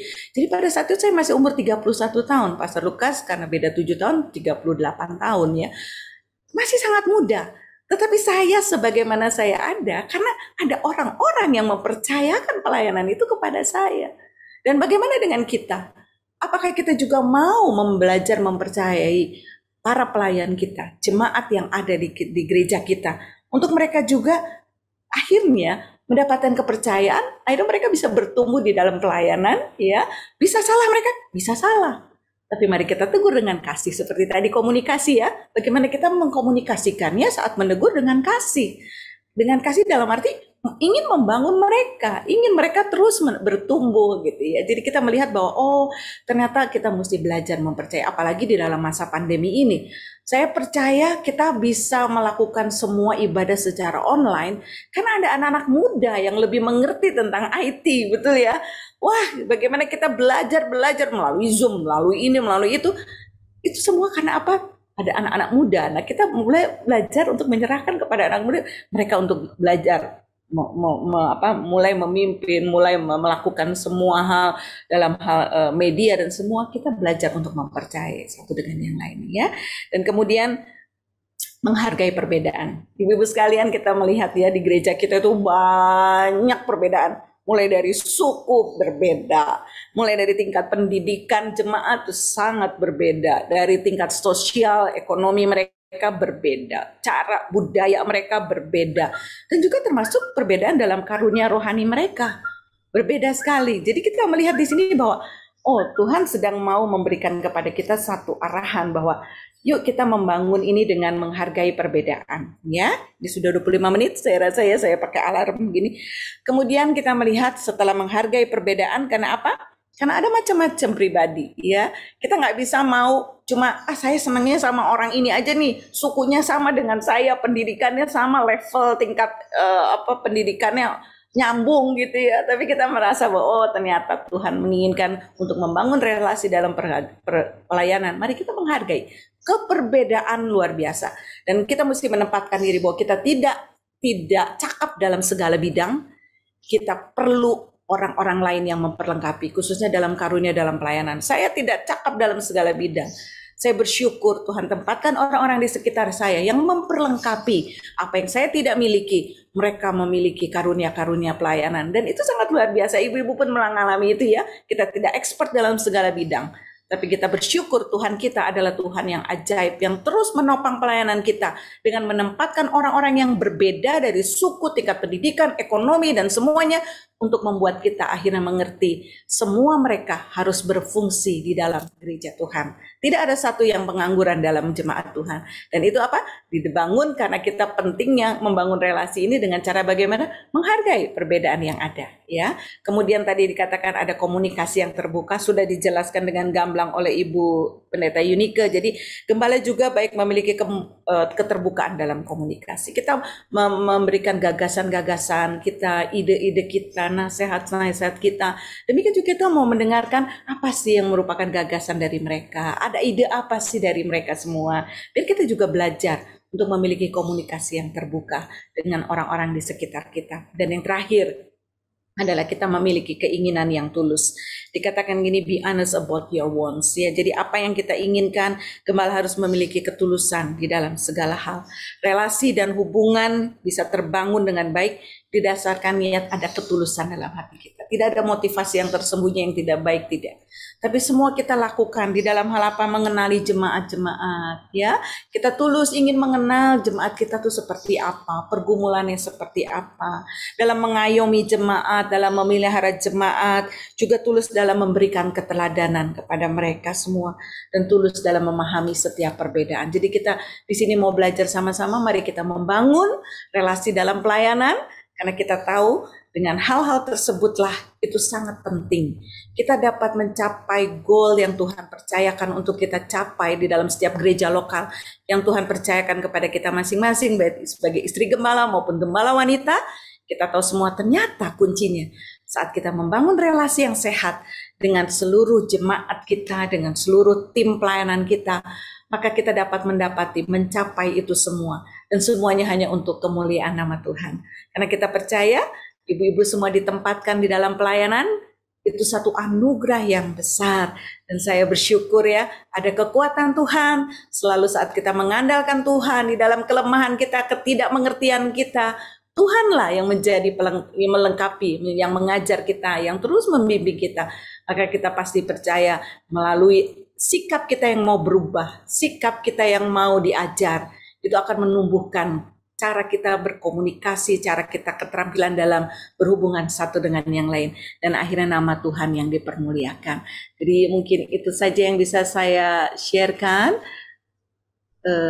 Ini gimana cara stop? Ya, saya kembalikan kepada Ibu Anita. Terima kasih untuk waktunya. Tuhan berkati. Terima kasih Bu Maya. Mari kita beri aplaus bagi Ibu Maya yang sudah menyampaikan luar biasa. Terima kasih Bu Maya buat berkat yang kita terima hari ini. Kalau saya bisa simpulkan, kita harus betul-betul membangun relasi yang sehat. Karena bukan saja penting ternyata Bu Maya, tapi memberi kita keuntungan besar. Kalau kita bisa membangun relasi yang sehat terhadap sesama kita di lingkaran kita di dalam gereja, maka akan begitu mudah untuk kita membangun di lingkaran yang lebih luas di tengah-tengah masyarakat. Karena ada banyak keuntungan-keuntungan yang tadinya kita gaptek, jadi ngerti karena punya relasi yang baik dengan anak-anak muda, sehingga bisa membantu kita. Dan kita sampai hari ini juga masih dibantu, Bu, dengan anak muda. Yosua ada di sini bisa membantu kita untuk merekording dan lain-lain sebagainya. Itu hal yang hebat ya. Jadi memang relasi itu harus kita bangun dengan sehat tentunya. Baik, Ibu-ibu, sebenarnya waktu kita sudah cukup ya, sudah selesai. Tapi saya tetap membuka ruang kesaksian. Saya minta maaf, kita akan beberapa menit ke depan kita masih buka untuk webinar ini. Ya, Bu Maya dan Ibu Ike, saya akan membuka ruang pertanyaan di webinar ini, tetapi mungkin saya terlebih dahulu ya, karena sebenarnya webinar ini terjadi juga hasil dari banyak pertanyaan-pertanyaan yang timbul, terus kemudian materi-materi ini kita adakan juga karena banyak sekali pertanyaan-pertanyaan yang timbul tentunya dari ibu-ibu gembala, juga dari gembala-gembala wanita. Nah, Bu Maya, bagaimana ya kalau kita melihat ya ada di beberapa ibu-ibu gembala yang bertanya. Nah, mereka bertanya begini, kan kalau panggilan jadi gembala itu suami saya ini sebenarnya dipanggil untuk menjadi ibu rumah tangga saja. Kan suami yang menggembalakan, itu panggilannya. Saya bukan panggilan seperti ini. Nah, untuk menjawab secara sederhana, Bu Maya, apa yang bisa Ibu Maya sampaikan kepada kita? Karena sebenarnya Ibu Ike tadi sudah agak terlempar, sinyalnya naik turun begitu Bu Maya, karena beliau masih di Tegal begitu ya, kita maklumi saja. Tapi puji Tuhan dia sudah menyampaikan sesi, jadi kita sudah terberkati. Nah, mungkin Bu Maya bisa menyampaikan. Oh, sudah hadir, puji Tuhan, haleluya. Ya, Ibu Ike sudah hadir, puji Tuhan. Ternyata tidak jauh-jauh sudah balik lagi ke Jakarta begitu. Nah, itu tadi Bu Ike, Bu Maya pertanyaannya, kalau mereka bertanya itu kan panggilan suami saya kan enggak. Nah, bagaimana kita menjawab wanita-wanita atau ibu-ibu gembala yang bertanya seperti ini? Kami persilahkan. Mungkin dari Ibu Ike duluan.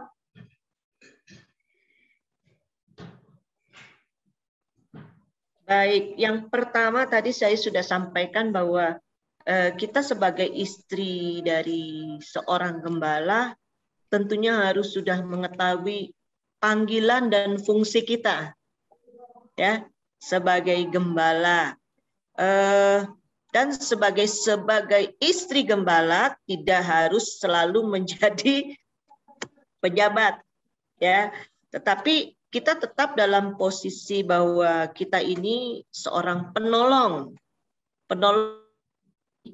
ya, penolong suami kita dengan keadaan yang kita miliki ya, tadi saya sudah sampaikan ya. Jadi istri sebagai penolong bukan pengatur. Nah, memang kebanyakan ini saya lihat ya, ada suami-suami yang akhirnya jadi DKI, Bu, di bawah ketiak istri gitu ya. Nah, ini yang sebetulnya tidak boleh, tetapi sekali lagi, kita memahami panggilan dan fungsi kita sebagai penolong dan teman sekerja di ladang Tuhan. Ya, dan kita juga harus berani membuat komitmen. Ya. Saya pribadi, suami saya sebagai gembala yang masih bekerja, Bu Anita. Ya, dia masih mengerjakan pekerjaan-pekerjaan sekuler sesuai dengan profesionalnya dia. Dan saya yang akhirnya meninggalkan profesi dokter saya tidak praktek lagi. Tetapi saya dipercayakan suami saya untuk membantu mengatur gereja, ya, manajemen dari kesekretariatan. Tetapi saya tetap dalam batasan bahwa suami saya sebagai pimpinan. Jadi harus dibedakan tugas di rumah dengan tugas di pelayanan. Ya, tetapi tetap kita adalah seorang penolong yang tunduk dalam kedudukan sebagai istri gembala. Nah, itu yang pertama yang harus diingat oleh kita. Ya, memang istri gembala nih banyak sukanya apa dukanya ya. Saya bilang sih banyak sukanya. Ya. Nah, itu saja dari saya. Jadi pahami peran dan fungsi kita sebagai istri gembala, ya, juga sebagai hamba Tuhan, ya, dan kita harus bisa mendampingi suami kita, memberikan dukungan khususnya dalam menghadapi masalah atau persoalan yang ada di gereja. Jangan kita bikin suami kita tambah pusing. Ya, memang ada dua kepala ini, mungkin ada dua, seperti saya sampaikan, dua pandangan atau lebih, tetapi kita mari menyatukan hati kita, menyatukan pikiran kita, dan itu tadi dengan tentunya kerendahan hati kita. Ya, itu aja. Ya, mungkin Bu Maya bisa tambahkan. Baik, terima kasih Bu Ike. Jadi Bu Anita, makasih. Jadi itu tadi Bu Ike mungkin dari pandangan pada saat suami masih ada ya. Kalau saya memandang bahwa saya yang dijeblusin gitu, dijeblus dalam tanda kutip ya. Tadi mungkin punya perasaan seperti saya nih, beberapa ibu yang ada di sini ya, yang karena suami Tuhan panggil pulang, akhirnya kita harus. Iya benar Bu Maya. Ya, sebagai seorang gembala. Mungkin tadinya saya juga berpikir begitu. Kan yang punya panggilan suami saya, sampai waktu lagi ada suami saya almarhum terus pernah bilang, kan saya masih PDP, yuk Maya kamu jadi PDM. Saya bilang waktu lagi ngomong sama Bapak Pendeta Kiki, Pak Kiki bilang, iya asal kamu mau menjadi wakil gembala. Oh no. Saya bilang, saya nggak mau jadi wakil gembala. Terima kasih sudah, biar saja saya jadi PDP. Tetapi Tuhan rupanya dengar, ini anak bandel nih, nggak mau wakil gembala. Ternyata Tuhan panggil pulang suami saya, mau nggak mau pada saat itu jemaat menginginkan untuk saya untuk menggantikan posisi dari almarhum. Dan saat itu saya melihat bahwa ternyata Tuhan tuh memiliki satu panggilan progresif juga dalam diri kita. Mungkin saat waktu itu saya menempatkan diri seperti tadi Ibu Ike bilang, ya udah saya sebagai menopang suami, saya tidak harus ada di dalam struktur gereja. Saya hanya menjadi penolong saat suami mendiskusikan apa, minta pendapat pada saat di dalam rumah. Dan setelah diputuskan saya nggak bisa langsung, kok gitu di depan umum, tidak bisa seperti itu. Tapi saya melihat bahwa pada saat Tuhan mempercayakan ini, saya lihat bahwa oh ternyata panggilan Tuhan itu mungkin dulu rasanya itu bukan panggilan saya nggak jadi gembala, itu suami saya. Oke. Tapi Tuhan tidak berstop pada satu musim dalam kehidupan kita. Ada musim lain yang Tuhan berikan, di mana Tuhan percayakan yang lebih lagi kepada kita dengan mungkin dalam keadaan yang nggak mengenakan, tetapi itu panggilan yang Tuhan sedang lagi mau lakukan kepada kita. Dan saat itu terima saja dengan sukacita. Di dalam ketidakmengertian kita, saya percaya Tuhan membimbing kita dan Tuhan yang menolong kita. Akhirnya kita mengerti, Tuhan memanggil saya untuk mengembalakan juga. Itu saja mungkin Bu Anita, Tuhan berkati. Terima kasih Bu ya. Tadi juga mau ditanyain sebenarnya sama Ibu Gembala dari Cibubur ya, tetapi dia tetap memberikan status statement. Memang tugas kita adalah sebagai seorang Ibu Gembala yang betul-betul harus mendampingi.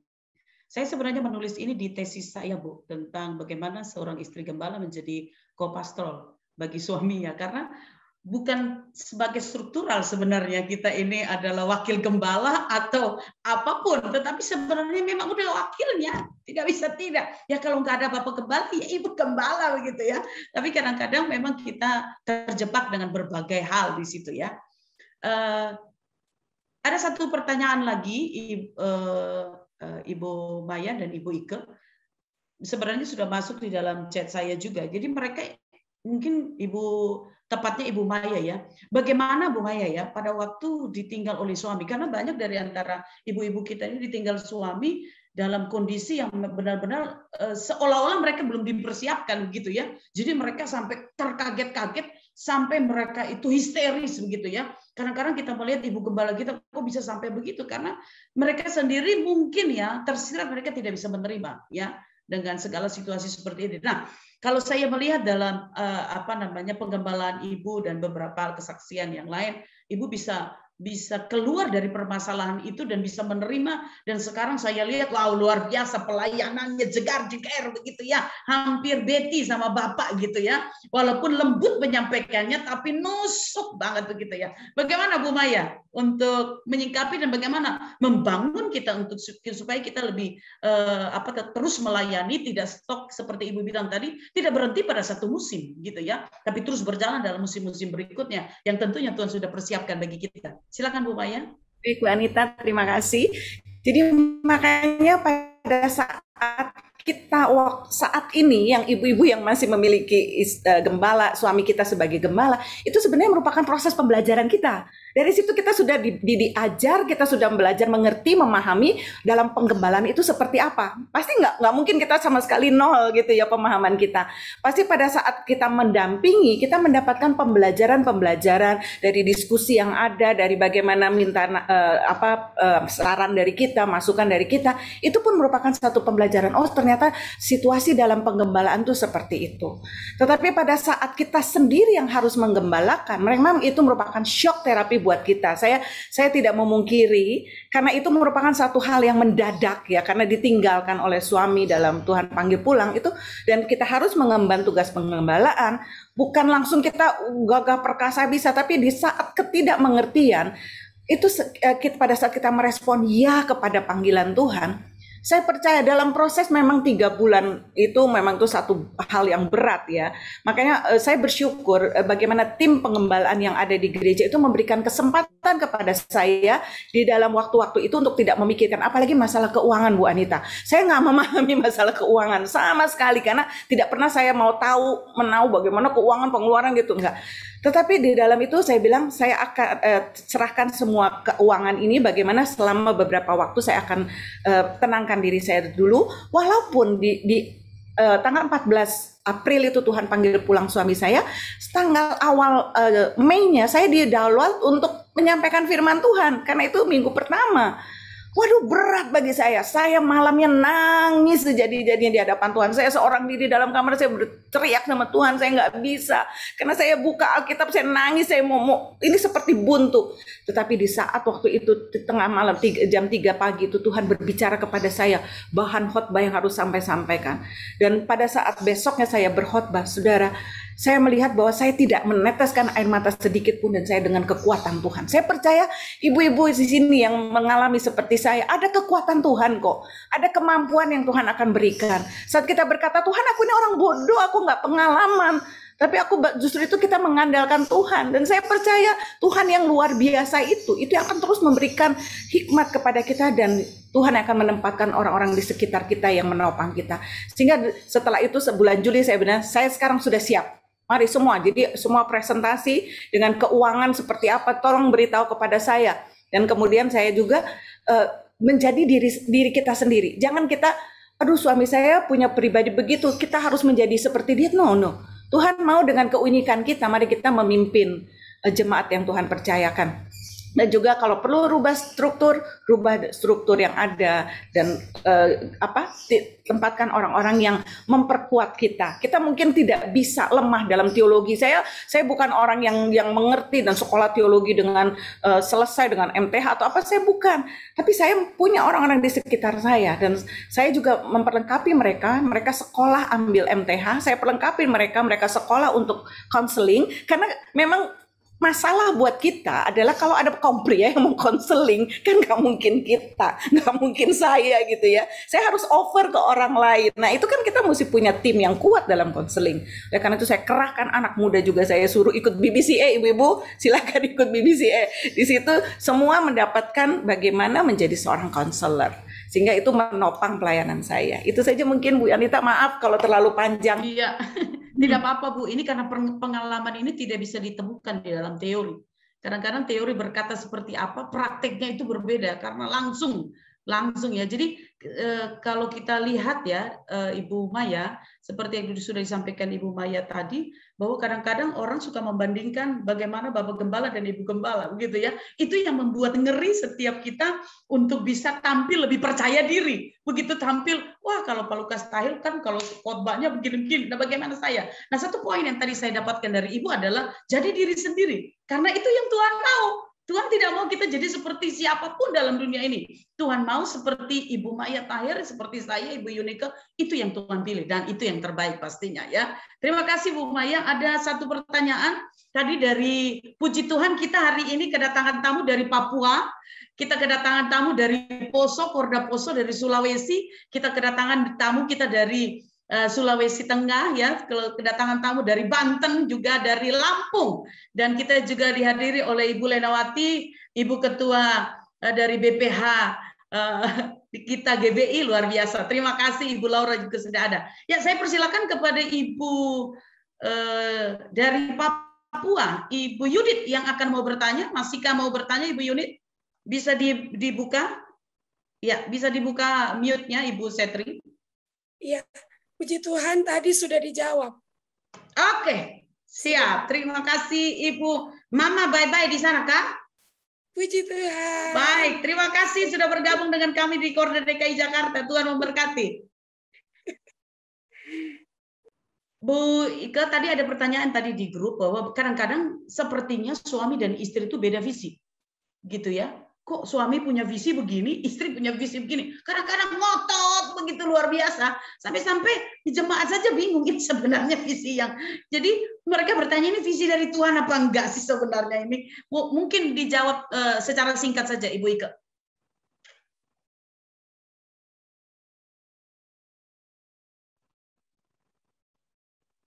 Silakan Bu Ika. Ya. Pertanyaannya tadi kok bisa beda visi ya? Visi misi ya? Ya, itu tadi ada pertanyaan seperti itu. Ya. Seharusnya kita bisa menyatukan visi dan misi. Ya, pastinya Tuhan itu kan memberikan visi kepada seorang pemimpin. Dalam hal ini pemimpin adalah suami kita sebagai gembala. Ya. Waktu dia menyatakan visinya, visi dan misinya, kita bisa mendengar dan kita bisa mendoakan. Ya. Tetapi jangan kalau memang itu tidak sesuai dengan kita, ya kita yang harus bertanya kepada Tuhan. Ya, Tuhan beri saya pengertian tentang visi ini yang Tuhan sudah sampaikan kepada suami. Ya, dan pasti Tuhan akan memberikan. Ya, nggak mungkin dalam satu perahu itu ada dua arah tujuan, nggak nyampe nanti, betul kan? Dan di dalam satu perahu tidak boleh ada dua kemudi, dua ya, karena nanti juga tidak baik, itu nggak akan sampai. Nah, jadi sekali lagi keberadaan kita sebagai seorang penolong. Ya, yang tahu di panggilan Tuhan ya, tidak lepas dari apa yang Tuhan mau sebagai seorang penolong yang tunduk. Ya, kalau memang rasanya kita tahu suami kita nih ini visinya benar-benar dari Tuhan apa enggak gitu ya. Sekali lagi kita berikan waktu. Tadi saya sudah bicarakan ya, komunikasi yang berkualitas dan kuantitas ya. Jadi waktu bertemu tidak untuk tengkar, tidak untuk argue, tetapi kita bicara, kita sharing dengan suasana yang baik ya. Kita juga jangan sok tahu, kata Tuhan enggak kok gini-gini, beneran kata Tuhan apa kata aku gitu kan. Ya. Nah, sekali lagi semua yang datangnya dari Tuhan akan membawa damai sejahtera. Amin. Ya. Dan minta sekali lagi minta Roh Kudus untuk menuntun kita untuk kita bisa mengerti visi itu. Dan kalau memang kita lihat kurang baik, Tuhan akan memberikan kalimat atau kata-kata untuk mulut kita bisa berbicara menyampaikan pesan Tuhan. Tapi sekali lagi bukan pesan diri kita. Ya, mungkin di sini ada Ibu Lena. Ibu Lena juga bisa membantu karena gereja dari Ibu Lena nih Pak Rubin berkembang luar biasa. Silakan Ibu Lena bisa Mungkin Ibu Lena membantu bisa kita. menambahkan, silakan. Kami persilakan Ibu Lena. Shalom, ini maaf lagi di jalan, suaranya Tidak apa-apa Bu, putus-putus. silakan. Selamat ini ya buat siapa yang mengikuti ini Ya, Bu. webinar. Ya, saya percaya ini ketika Tuhan memberikan kesempatan kepada Ibu Gembala, kepada istri hamba Tuhan, saya percaya Tuhan akan melengkapi, pasti akan melengkapi sehingga dimampukan, bukan karena kitanya mampu, tapi Tuhan yang akan memampukan. Jadi kita nggak usah takut karena apapun yang Tuhan izinkan, Dia itu pasti akan melengkapi kita dengan kuasanya. Jadi jangan khawatir, tetap aja lakukan bagian kita, nanti Tuhan akan melakukan bagiannya. Mungkin dari saya itu saja. Terima kasih Bu Anita, terima Tuhan kasih berkati buat Bu semua. Lena untuk Tuhan berkati, ya, maaf. kebersamaannya. Ini suaranya putus-putus, saya nggak buka kamera. Ya, Tuhan berkati. Baik, Tuhan berkati, terima kasih. Mungkin Ibu Maya bisa tambahkan sedikit. Di sini juga ada Ibu Laura ya, bisa menambahkan sedikit. Silakan. Iya, tadi Bu Ike sudah menjelaskan ya, mungkin yang sering kita mesti waspadai adalah antara visi atau ambisi. Ya. Itu merupakan visi, padahal itu ambisi keinginan kita untuk kita menyampaikan bahwa saya juga punya loh gitu, sehingga berbeda. Saya percaya kalau itu dari Tuhan, itu tidak mengakibatkan perpecahan. Mungkin juga visinya seolah-olah bisa jadi mungkin visi seolah-olah berbeda, tetapi setelah dikomunikasikan ternyata itu melengkapi. Pada saat itu disampaikan, itu melengkapi satu dengan yang lain. Akhirnya merupakan menjadi satu visi yang lebih clear lagi buat jemaat kita. Jadi yang mesti hati-hati dan waspada adalah sungguhkan itu visi dari Tuhan atau ambisi kita. Itu yang mesti dipertanyakan. Baik. Puji Tuhan, terima kasih Ibu Yunike dan Ibu Maya. Kita beri aplaus buat hamba-hamba Tuhan yang luar biasa yang hari ini sudah menyampaikan motivasi baru, semangat yang baru untuk setiap kita, wanita-wanita, khususnya Ibu Gembala, istri Gembala dengan Gembala wanita, untuk kita tetap bertahan di tengah-tengah situasi yang mungkin hari ini kita lihat tidak menentu, dalam situasi yang tidak berubah, tetapi ternyata Tuhan memberikan kekuatan yang berbeda, supaya kita sebenarnya situasi itu membuat kita lebih pintar kayaknya gitu ya, lebih cerdas gitu. Kalau tadi Ibu Maya bilang, lebih terampil gitu ya. Bagaimana kita bisa terampil? Ya harus situasi seperti itu kita hadapi. Orang tidak pernah akan terampil kalau tidak punya suatu masalah untuk dia atasi. Nah, oleh sebab itu ibu-ibu tetap semangat menjadi seorang istri gembala, karena kita adalah seorang penolong yang Tuhan berikan, itu visi yang luar biasa yang Tuhan berikan. Kemudian tetap semangat menjadi ibu gembala, maju terus dalam Tuhan, karena kita ada the ladies di gereja kita, in the church kita ya, satu perempuan yang luar biasa, sehingga jadilah teladan bagi setiap mereka. Oleh karena itu, biarlah kiranya apa yang telah kita terima jadi berkat dan kekuatan baru. Sekali lagi terima kasih Ibu Maya dan Ibu Yunike. Terima kasih, Tuhan Yesus memberkati. Baik, saya serahkan kembali kepada host.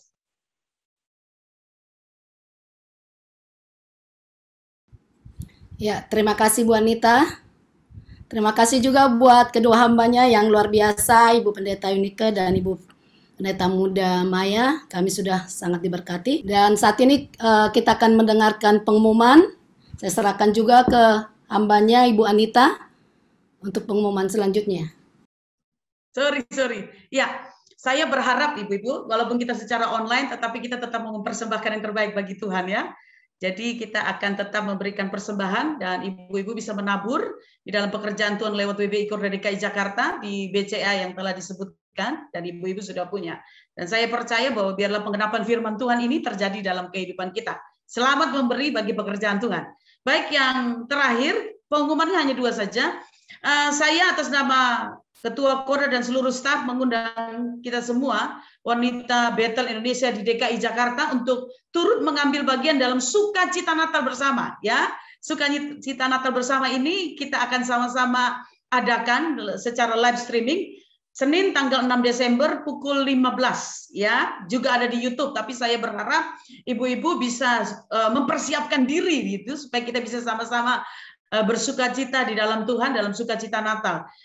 Dan pembicara kita adalah kekasih kita, Bapak kita yang selalu kita banggakan, yaitu Bapak Pendeta Dr. Rubin Adi Abraham. Kita doakan biarlah semua ini bisa berjalan dengan baik dan untuk kemuliaan nama Tuhan. Ibu-ibu jangan lupa, dari setiap korwil ada pertandingan ini, Bu Maya, Bu Ike. Kita mengadakan pertandingan jingle setiap korwil. Jadi jingle itu diciptakan, dikarang masing-masing korwil, mereka tampilkan dan berbentuk video klip. Saya sudah intip-intip video klip seperti artis saja nih kalau ibu-ibu kita sudah mulai itu ya namanya mengadakan jingle, luar biasa. Jadi kita akan lihat situ pengumuman siapa yang juara jingle terbaik di WBI Korda DKI Jakarta, dan itu akan ditampilkan pada Natal tanggal 6 Desember 2021. Sebab itu nantikan dan doakan bersama ya, ibu-ibu yang luar biasa. Saya atas nama WBI Korda DKI Jakarta juga mengucapkan terima kasih kepada Korda Banten, kepada Ibu Igi sebagai perwakilan. Terima kasih buat kehadirannya. Juga kepada Korda Lampung, Ibu Pendeta Christian Endang yang sudah hadir. Terus kemudian Ibu Anse Diana yang sudah bersama. Terima kasih juga dari Korda Papua, Ibu Rika, Ibu Yudit, God bless. Juga Ibu Grace dari Poso, Tuhan memberkati. Dari Sulawesi Tengah, Ibu Esther Joyce. Terima kasih, kita beri tepuk tangan dulu bagi ibu-ibu yang luar biasa. Puji Tuhan, mereka tetap bersemangat mencari Tuhan ya. Terima kasih, Tuhan Yesus memberkati, dan kita akan akhiri dengan doa berkat dari Ibu kekasih kita, Ibu Dr. Yunike. Kami persilakan.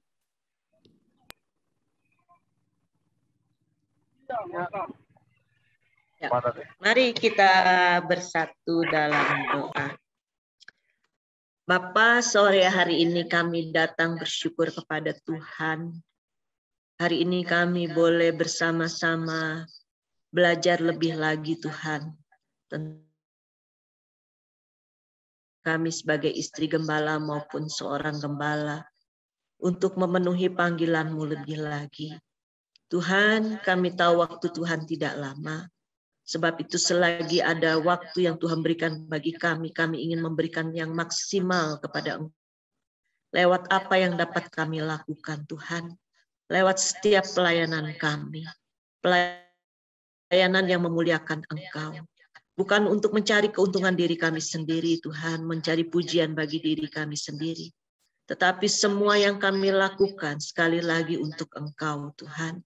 Tanda kasih kami kepada Engkau yang begitu luar biasa buat kehidupan kami.